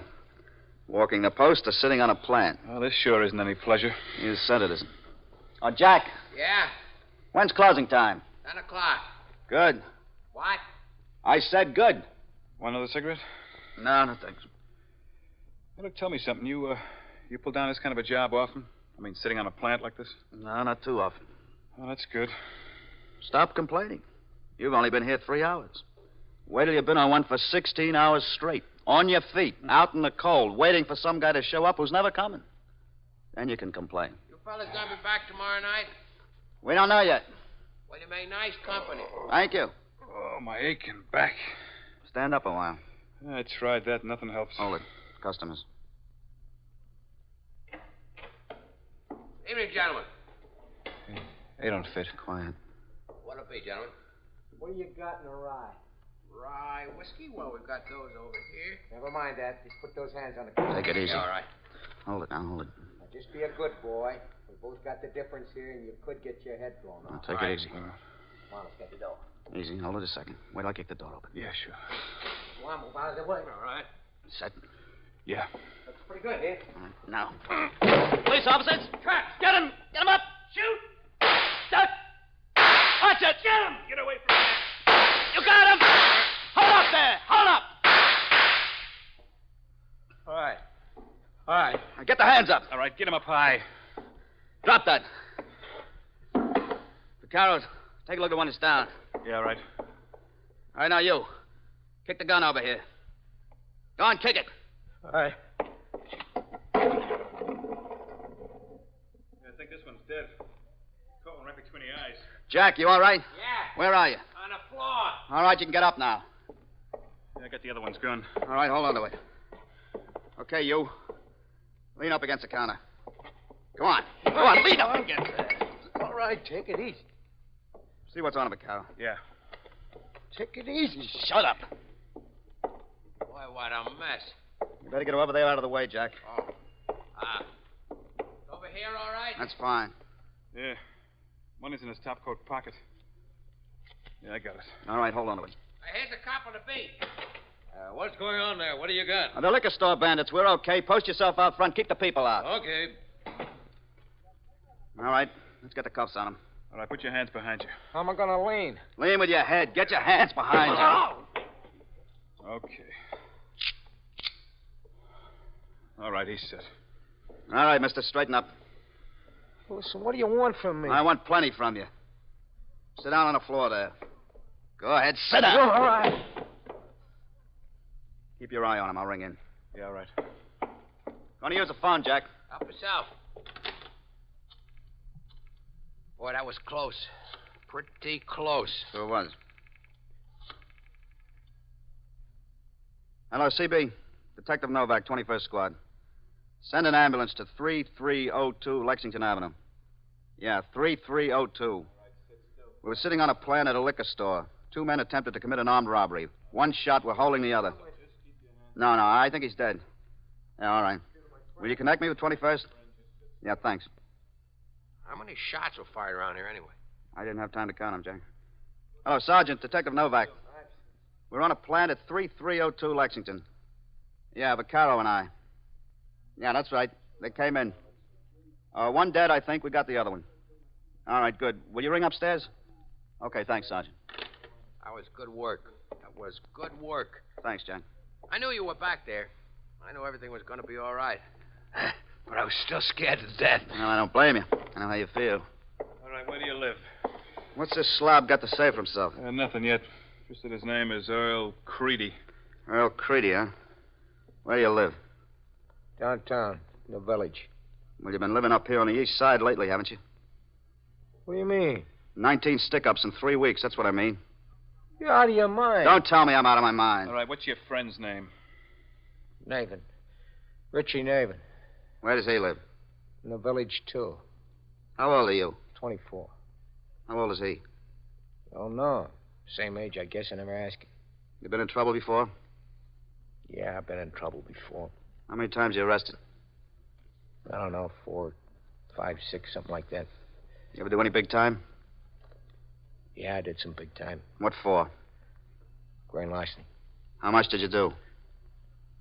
27 months. I got news for you, mister. You're gonna do some more. Yeah, guess I am. Well, listen. Is he dead? Yeah, it looks that way. It's too bad. He was a nice guy. Yeah. A sweetheart. Listen, Mr. Novak, I better call my boss, don't you think? Now, wait a while. I'd like to keep this phone open. Well, he's entitled to know. Well, it won't hurt him if he knows 5 minutes later. Got some of the money out of the cash register. One put in his pocket. No, we got it. Started stuffing in his pocket. I don't even know how much was in there altogether until I total it up. I gotta let my boss know how much it was. Well, whatever it is, you'll get it back. It wasn't much. It was enough. You better go stand over there, Jack. Brother, what a mess around here. Who is it, Vaccaro? Yeah, Sergeant. Vaccaro and Novak. Well, looks like you hit the jackpot. Yeah, I guess we did, Sergeant. This is a lucky one, huh? Yeah, lucky. I'm the luckiest man in the world. You sure are. Sure the other one's dead? Yeah, you got one right between the eyes. Well, 20 was your magic number, huh, mister? What do you mean, 20? You guys sure get dumb in a hurry, don't you? What happened? Well, we got on a plant here at 6:45. We sat in back there. These two guys walked in about 9:30. We didn't think too much of them at first. No, sir, we didn't. They're not very close to the description. What description? You just sit there and keep your mouth shut. But we kept our eyes on them anyway. They asked for a bottle of rye, and they walked over to the counter. And that one there stayed by the door, and this one talked to the clerk. This one pulled a gun out and started threatening around. We got set and came out after them. We told them we were cops. They turned on us. This is how it wound up. I don't see how it could have wound up any other way. You guys just pressed your luck too much. Did the call come over ambulance responding, Sergeant? Yeah, Vaquero, there's an ambulance on the way. Well, let's go over and take a look at the other one. Well, what does he mean, press my luck?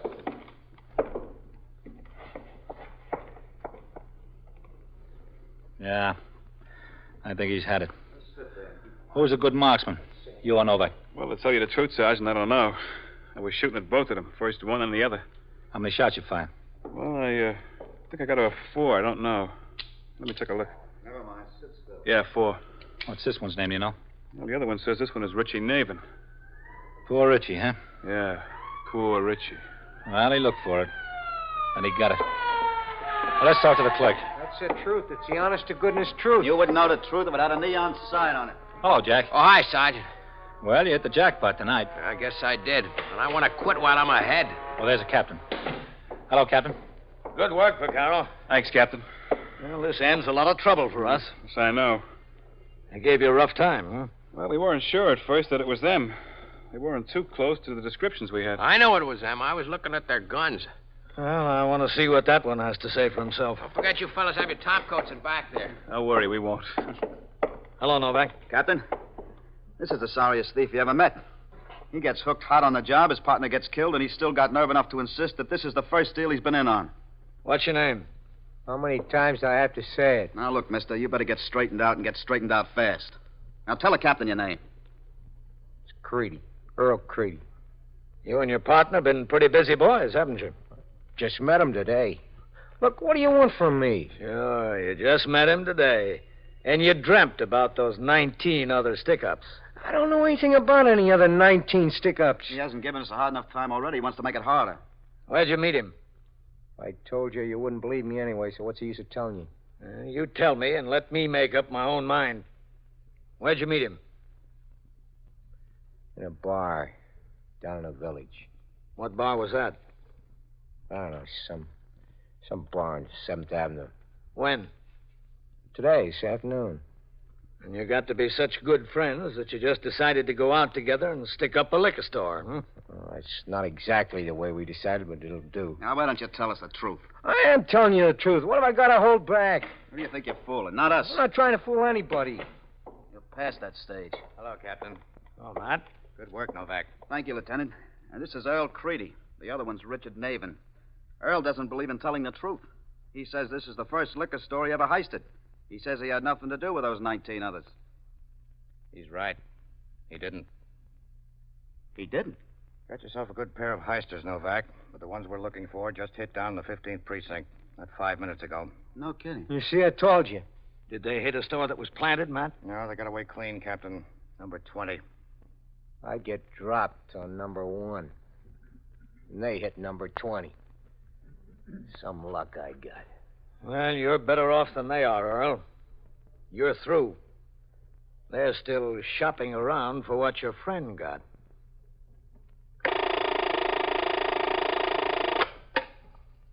"21st Precinct, Sergeant Waters." Yeah? Yeah? How many women? Well, what is it, a bargain sale there? Well, what do they want? Yeah? Yeah? And so it Have goes. we opened the store? Around the clock, through the week, every day, every year. The police precinct in the city of New York is a flesh and blood merry-go-round. Anyone can catch the brass ring, or the brass ring can catch anyone. 21st Precinct transcribed, a factual account of the way the police work in the world's largest city, is presented with the official cooperation of the Patrolmen's Benevolent Association, an organization of more than 20,000 members of the Police Department, City of New York. Everett Sloan in the role of Captain Kennelly, Ken Lynch as Lieutenant King, Harold Stone as Sergeant Waters. Featured in tonight's cast were Martha Greenhouse, John Sylvester, Frank Marth, Mason Adams, and Lawson Zerby. Written and directed by Stanley Niss. Produced for CBS Radio by John Ives. George Bryan speaking. This is the United States Armed Forces Radio and Television Service.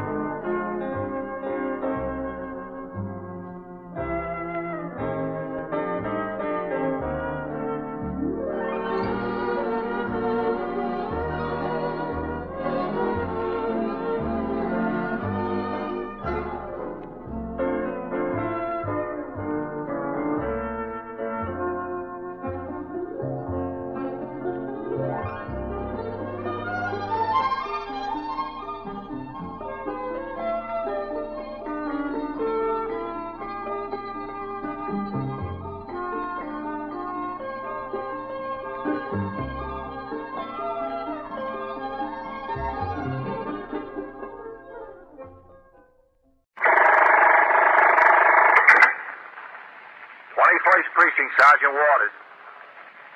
Yeah? Yeah? How many women? Well, what is it, a bargain sale there? What do they want? Yeah? Yeah?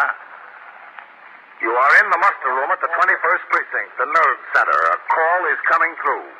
You will follow the action taken pursuant to that call from this minute until the final report is written in the 124 room at the 21st Precinct.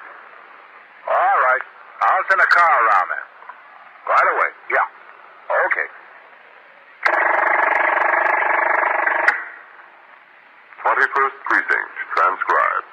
It's just lines on a map of the city of New York. Most of the 173,000 people wedged into the 9/10 of a square mile between Fifth Avenue and the East River wouldn't know if you asked them that they lived or worked in the 21st. Whether they know it or not, their persons and their property is the job of the men of the 21st Precinct. The 21st, 160 patrolmen, 11 sergeants, and 4 lieutenants, of whom I'm the boss.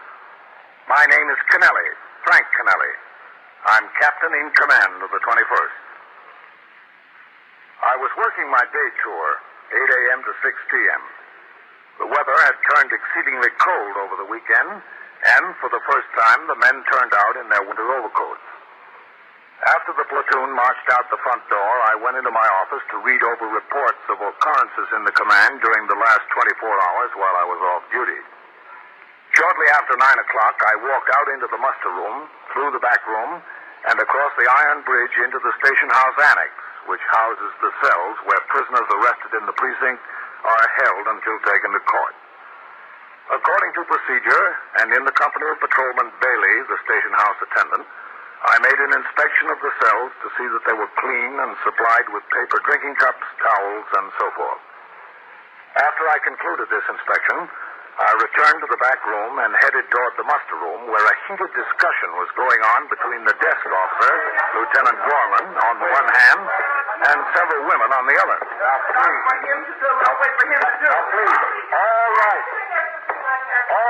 All right, ladies. What's the trouble, Sergeant? Please. I haven't been able to make it out yet, Captain. All right, now look. 21st Precinct, Sergeant Waters. All right. Now, wait a minute. Just wait a minute. One at a time. Means one at a time. What do you got, Red? Haven't found out yet, Captain. Now, one of you's got to do the talking. Who will it be? Mine's the most valuable. I'll talk plenty. Let it be me. All right. Now, wait a minute. You lady, what's your name? Me? Yes. Mrs. Purford. Mrs. Sarah Purford. All right. Now, let's let Mrs. Purford tell what happened. And the rest of us will just listen. We'll all get our turns. All right? All right. All right, Mrs. Purford. Well, he stole our fur coat. Who did? The furrier. What's his name? Audley. What's his first name? George C. How'd he come to steal your coat? Well, it's not... Wait a minute. Is he in business over on East 86th Street? Yes. Fernhill Furriers? That's right, 738 East 86th Street. I had my coat in storage there since May, and I can't get it back. Neither can any of us, can we? That's right. Well, why won't he give them back to you? Well, he keeps saying he will. He never does. I've been trying for 2 weeks. 2 weeks? I've been trying for months. All right. Okay. Does he give any reason? Well, I had to have a new lining put in mine. He keeps telling me the material hasn't come in yet. Then he tells her the right fur isn't there yet. That's right. The sleeves are a little bit worn. He was going to get skins to match. I see. But mine was just being stored, and I can't get it back. And there weren't any repairs to mine, and he keeps stalling me. Well, what did he tell you? Well, he keeps telling me that... Just a minute. I'm supposed to do the talking. No, that's all right. I'd like to hear what he keeps telling her. Oh, well, excuse me. Well, he keeps telling me that he has much storage space business, that he didn't have enough room in his own vault to store the coats. And, well, so he had to send most of them over to a wholesale storage company. And mine's not back yet. Well, maybe he's right. Maybe he's just having a hard time getting the work out. Oh, no, it's nothing like that. Are the three of you friends? No, we don't know each other, do we? No. You see, we were at the store this morning, and he didn't open up. It was 9:30, and he didn't show up. There were the three of us and 10 other women waiting for him. We all had coats in there being fixed or stored or something like that, and we got to talking. We found out that he'd been stalling all of us. Stalling us for weeks about our coats. Anyway, I said I was willing to do something about it. I was the one who said it. It doesn't make any difference who said it. We decided to come over here and see if anything could be done about it. That's right. And what makes you think he stole your coat? If he didn't steal them, where are they? Well, the store is still there, isn't it? The store is still there, but he isn't. He didn't open up today. That's right. Yeah, all right. You're Mrs. Perfect. That's right. And you? Mrs. Tressiter, Mrs. Amy Tressiter. Miss Neal, Doris Neal, Niall. What kind of coat is yours, Miss Neal? Well, it's not a coat exactly. It's a jacket. Silver fox jacket. Mrs. Perfect? Mine's a coat. It might be only muskrat, but it's a full coat, and I paid $400 for it. Did you buy it there? I should say not. I bought it on Fifth Avenue. Oh, too. Yeah, what kind? Honey, you don't seem very excited. If mine was a mink coat, I'd be over there with an axe. Well, you don't accomplish anything by getting excited. That's right. Mink coat, and I'm screaming about a lousy silver fox jacket. Besides, my husband said that if I didn't get the coat back today, I should report it to the police and then call the insurance company. Oh, the insurance company. I knew there must be a reason she wasn't excited. Well, I don't have any insurance, and I want my coat back. Well, who said I didn't want mine back? Don't worry about it. You got insurance. I like my coat. All right, I lady. want it back. Okay. Look, I want you to tell me how come there was such a crowd there this morning. Well, he kept stalling and stalling us. And finally he told everybody Monday. Come back Monday morning and we could have our coats. Isn't that what he told you? That's right. And he didn't open up this morning. No. We'll go over there now. I bet you there are at least 20 women hanging around the store outside. At least 20. There were at least 10 there already when we decided to come over here. Is that right? Yes, that's right. About 10, including ourselves. Besides ourselves. Miss Tressiter, did you store your coat there last year? Well, no, I didn't. I don't think he's been open that long since stored coats last year. Yes, he has. I stored mine there last year. And you didn't have any trouble getting it out in the fall? No trouble at all. I brought in the receipt and he gave it to me. He was just as nice as you please. He was nice. He was a very nice man. Getting compliments out of me, I'll say that. But what we'd like to know is what can be done about it. Well, in the first place, there's no evidence yet that he stole any of your furs. Well, I'd like to know what you'd call it. Well, he told you to come back on Monday. Well, today's Monday, and we were back. Where was he? No place in sight. The store was locked up tight. Lieutenant, would you get the card out of the business house file? That's Final Courier, 7380 State 6. Yes, that's right. And his name is Audley, George. Yes, Audley. I know. What good's that going to do? Well, I want to see if he's opened up yet. Well, you can count on it. He hasn't. When did you take your coat in to be stored, Miss Tressiter? In May. Oh, wait a minute. I've got the store's receipt right here in my bag. Here, May the 3rd. What value did you place on it? Well, we paid $4,000 for it. $4,000? Of course, that was nearly 2 years ago, and it will be 2 years Christmas. It was a Christmas gift for my husband. This Christmas, somebody should give me a husband like that. There it is, Captain. Yeah. All right, bring over to the store. He's not going to be there. Take my word for it. He can try, can't he? Sergeant, bring him out on here. Yes, sir.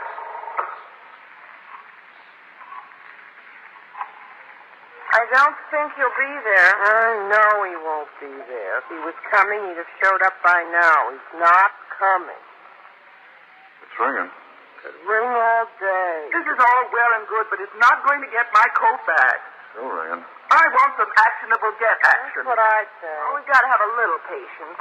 When the wind is blowing and I got chills, I don't worry about patience. Well, that's it, Captain. Home number listed there? Yes, sir. Try that. There's the lineup, Sergeant. Yes, sir. Did you say you have his home phone number there?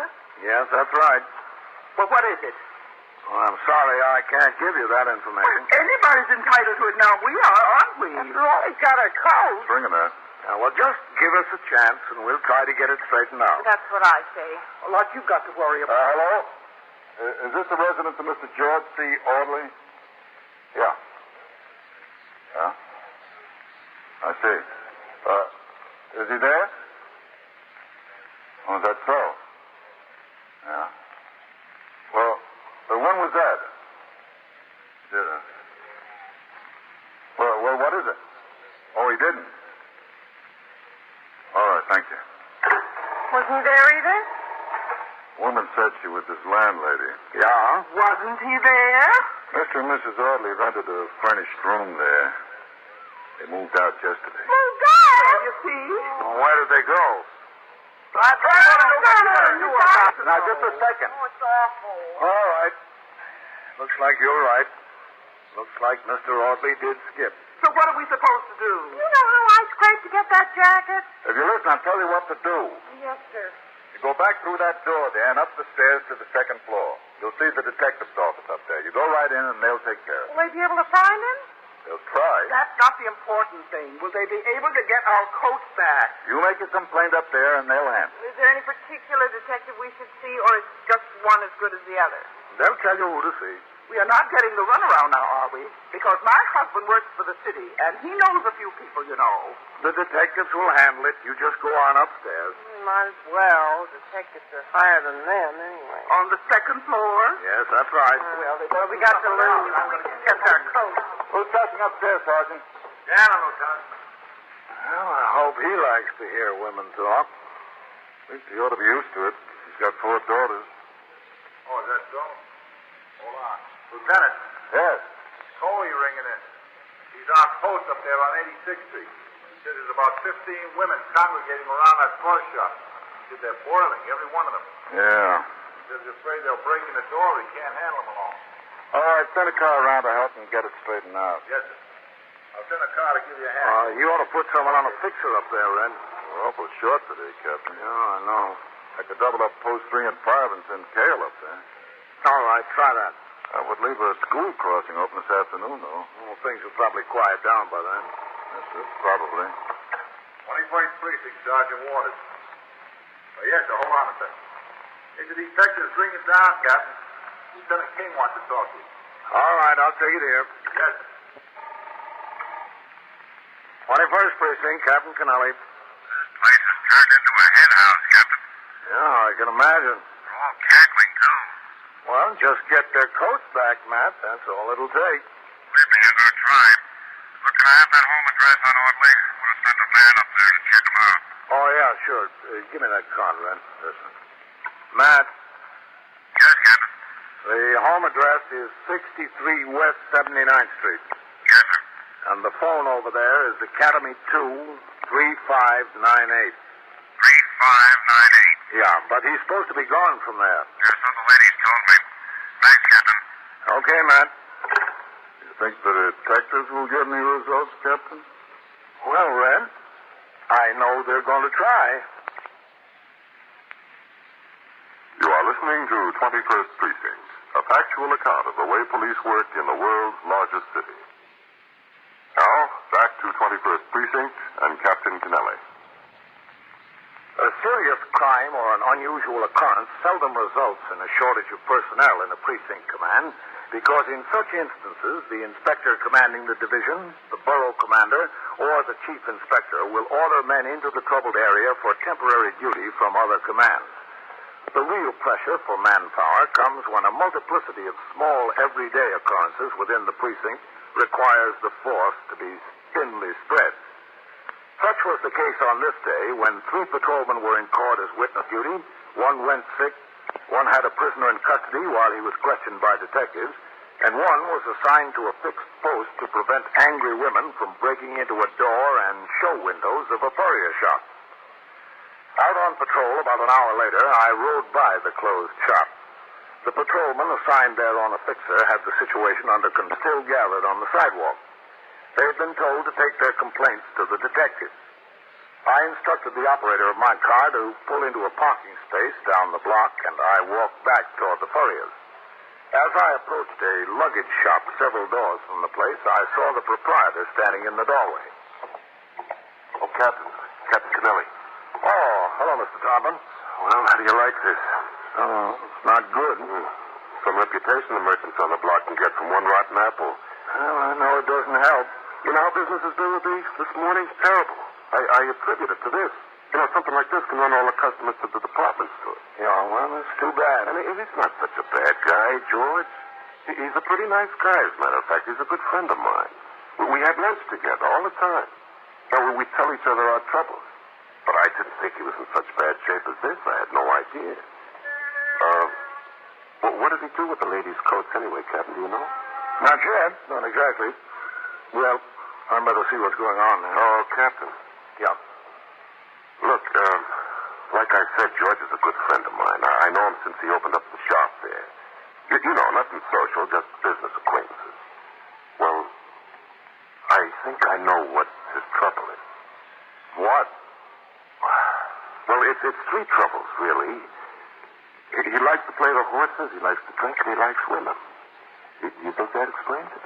Well, it explains a lot. He had a good business there, and there's no competition within blocks. He could have done all right, fine. Wine, women, and horses. You can chalk it up to that. Yes, most likely. Look, Captain, what can happen to him? I mean, is he really in big trouble here? Not if these customers get their coats back. Well, there's no law against closing up the store if he wants to, is there? I mean, he can do that. He can go out of business anytime he wants. He can, if he didn't convert other people's property. Look, Captain, you want to know where he is, don't you? Yeah? Mm-hmm. Well, if I tell you, you won't let him know, will you? I don't want him to think that I turned him in, that I was disloyal. But I think it's for his own good. He's got to get straightened out. That's right, he does. Where is he? Well, he's around the corner there in the bar and grill, just around the corner. Can you come and point him out to me? Well, look, Captain, I told you I didn't want to get involved. I didn't want him to think that I had anything to do with him being turned in. Oh, just through the window. You don't have to come into the place. Well, all right. Just a second. I want to tell my partner I'm going. Okay. Charlie, I'm going around the corner for a minute. I'll be right back. You know what it is, Captain? It's another story of a good guy gone wrong. That's all there is to it. Did you see him this morning? Yeah. He called me up in the store. He said to meet him in the bar and grill. He didn't dare come near his place with all the women around. Uh-huh. Well, I went there, and he poured his troubles out to me. Captain, the guy's really in a jam. He wants to do the right thing. I know that. He wants to. He told me that. And why is he planning on skipping town? Oh, I didn't know he was planning on skipping town. He moved out of his flat yesterday, left no forwarding address. The landlady thought that they were going to Chicago, he and his wife. Okay. He never told me that. Oh, there's the place right down there. Going to Chicago, huh? That's funny. You never told me that at all. Well, it might not be so. We don't know it for a fact. Look, I don't want to go in there, Captain. I don't want him to see me with you. All right, we'll walk by the place once. Straight by it. Mm-hmm. You look inside and tell me if you see him. All right.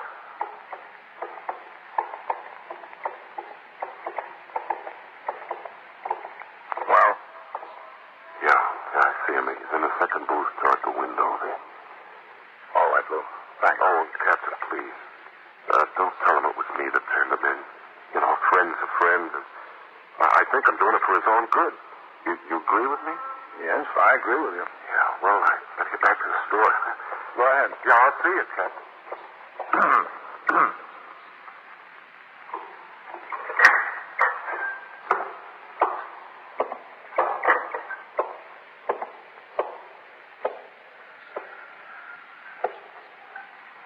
Mr. Audley? Oh. Hello. You're the Mr. Audley that runs the Fernhill Furriers? I'm the Mr. Audley who did run the Fernhill Furriers. A lot of women are looking for you. I know it. I know they are. Shame. It's too bad. I think you better come with me. Not to the store, huh? You're not going to take me over there? No, to the station house. That's good. Any place but the store. Can I have a drink before we go? No, thank you.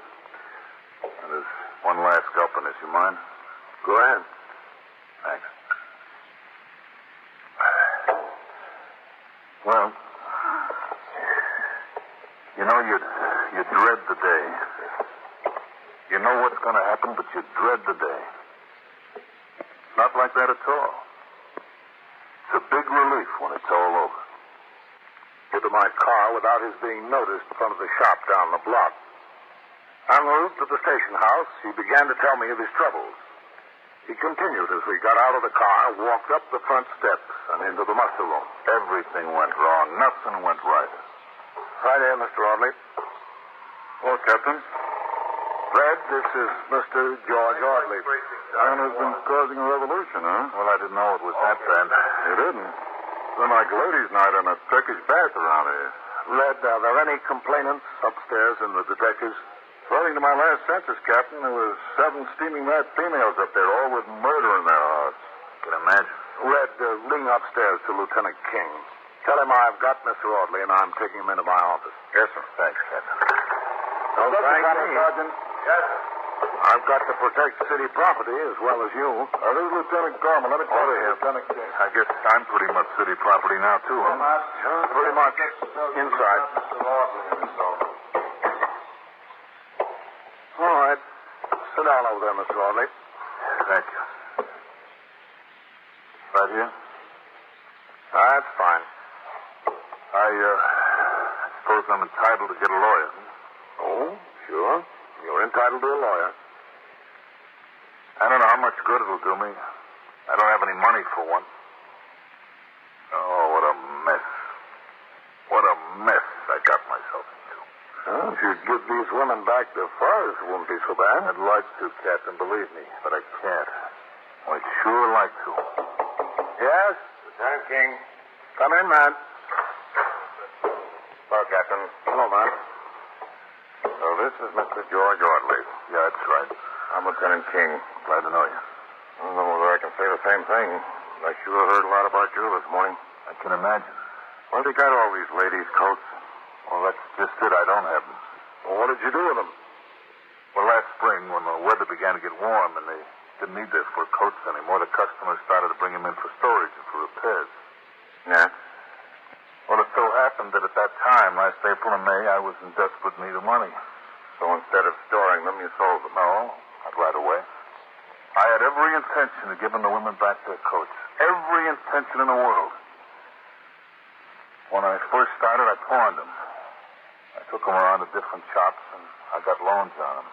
You were going to redeem the loans in time to have the coats ready for the women in the fall? Yeah, that was my intention. What did you use the money for that you got from pawning the coats? Oh, fish and debts, and my rent. And to bet on the horses? A little bit. You know it's more than a little bit. All right, I bet on them a lot. How many coats did you pawn? Oh, I don't know. It's been about 100, 125, maybe 150. That you pawned? Yeah, that's all I pawned. But, you know, I sold some outright, too. Oh, did you? Yeah. See, along about the middle of May and the 1st of June, things got really bad. I mean, terrible. No favorites for winning. Well, the favorites were winning all right, but when they won, I wasn't on them. How many coats did you sell outright? 75, 100. Who'd you sell them to? Other furriers. What'd you tell them? I told them the customers left the coats with me to be sold. Or that they had traded them in on something else. The other furriers and I negotiated a price, and they bought them. How much money was involved altogether? Any idea? Yeah, I got an idea. Something like $20,000. How much do you have left? About 500.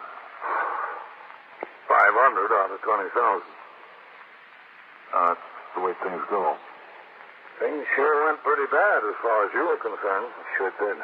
But I had no intention of taking anything from anybody. I didn't want to cheat those women, honest. I didn't want to sell their coats. It was just a situation that I found myself in. I was desperately pressed for money. You got no idea. Yeah, sure I don't. I was being squeezed from all sides. No, you haven't seen any squeezing yet, Mr. Audley. The worst of it is just about to start. Yeah, I know. $20,000. But it was my intention to make every penny of it good, to give every woman back her coat. That might have been. As long as you were pawning them, you might have had the intention to redeem them in time for this fall. When you began selling them outright, that intention went out the window. What did you expect to tell all these women when they presented their receipts and wanted the coat? I don't know. I expected to have the coats, that's all. I always expected a windfall. I expected something to happen. I don't know what. If you sold most of the coats outright, what were you going to tell the women in those cases? I don't know. I got no idea. I'd have told them something. I'd have stole them off, I guess, that's all. Why'd you keep the store open so long? You knew you were in a big jam in the middle of the summer, didn't you? Yeah, sure, I knew it. You moved out of your room, you and your wife. That's That's right. Where are you staying now? Well, we don't have a place. Where's your wife? She's at a friend's house out in Kew Gardens. Where were you planning to stay tonight? Well, we hadn't really... True that you were on your way to Chicago, that you were leaving today. How'd you find that out? Isn't it true? Yes, it's true. Well, if you were going to skip, why didn't you really skip? What did you come back to the shop for and sit in the bar around the corner from it? That's another story. Oh, I'm sure we'd like to hear it. All right, if you'd like to hear it. See, my wife was packing yesterday. Naturally, she's a little upset about this whole thing. Naturally. As much as me. So we were packing. To go to Chicago? Yeah. All of a sudden, she reminded herself she didn't have her coat. Her own fur coat? Yeah. The 3/4 length mink coat. Wild Canadian. I made it for about 3 years ago. So she said, where is it? I said, honey, it's in the vault down at the shop. So immediately she got suspicious. She accused me of selling it or pawning it along with the rest of them. I said, honey, I wouldn't do that to your coat. I wouldn't do that at all. She didn't believe me. And it is, they're honest. It's in the vault down there. I wouldn't do a thing like that to her. It's my wife. I wouldn't sell her coat. It's the only one you didn't sell, huh? No, there's a few I didn't sell. But I didn't sell hers. I didn't pawn it. It's really in the vault down at the shop. But she didn't believe you? No. No, she was sure I sold it. So she said either I go to the shop and get the coat or she don't go to Chicago with me. And that's why you were hanging around the neighborhood in the bar. Well, of course, I couldn't go near the shop. I couldn't get into it with all those women around there. And I couldn't go get my wife until I had her coat. Guess I'd have been better off if I'd have sold it. It was brought $1,500, maybe $2,000. 21st Precinct, Captain Kennelly. Captain, one of the women must have saw Mr. Audley go into your office to wash out. They're all out in the muster room now. They're crying for blood. How many? Oh, 7 or 8. All right, thanks. Well, they found out you're here, Mr. Audley. There's a delegation of women right outside that door. There is, huh? Yes, there is. Well, might as well face the music. Take my word for it, Mr. Audley. It's not going to be music. 21st Precinct, Sergeant Waters. Yeah? What's the trouble? And so it goes. Around the clock, through the week, every day, every year. A police precinct in the city of New York is a flesh and blood merry-go-round. Anyone can catch the brass ring, or the brass ring can catch anyone. 21st Precinct, transcribed. A factual account of the way the police work in the world's largest city is presented with the official cooperation of the Patrolmen's Benevolent Association, an organization of more than 20,000 members of the Police Department, City of New York. Everett Sloan in the role of Captain Kennelly, Ken Lynch as Lieutenant King, Harold Stone as Sergeant Waters. Featured in tonight's cast were Santos Ortega, Mandel Kramer, Larry Haynes, Susan Strong, Elspeth Eric, and Gladys Thornton. Written and directed by Stanley Niss. Produced for CBS Radio by John Ives.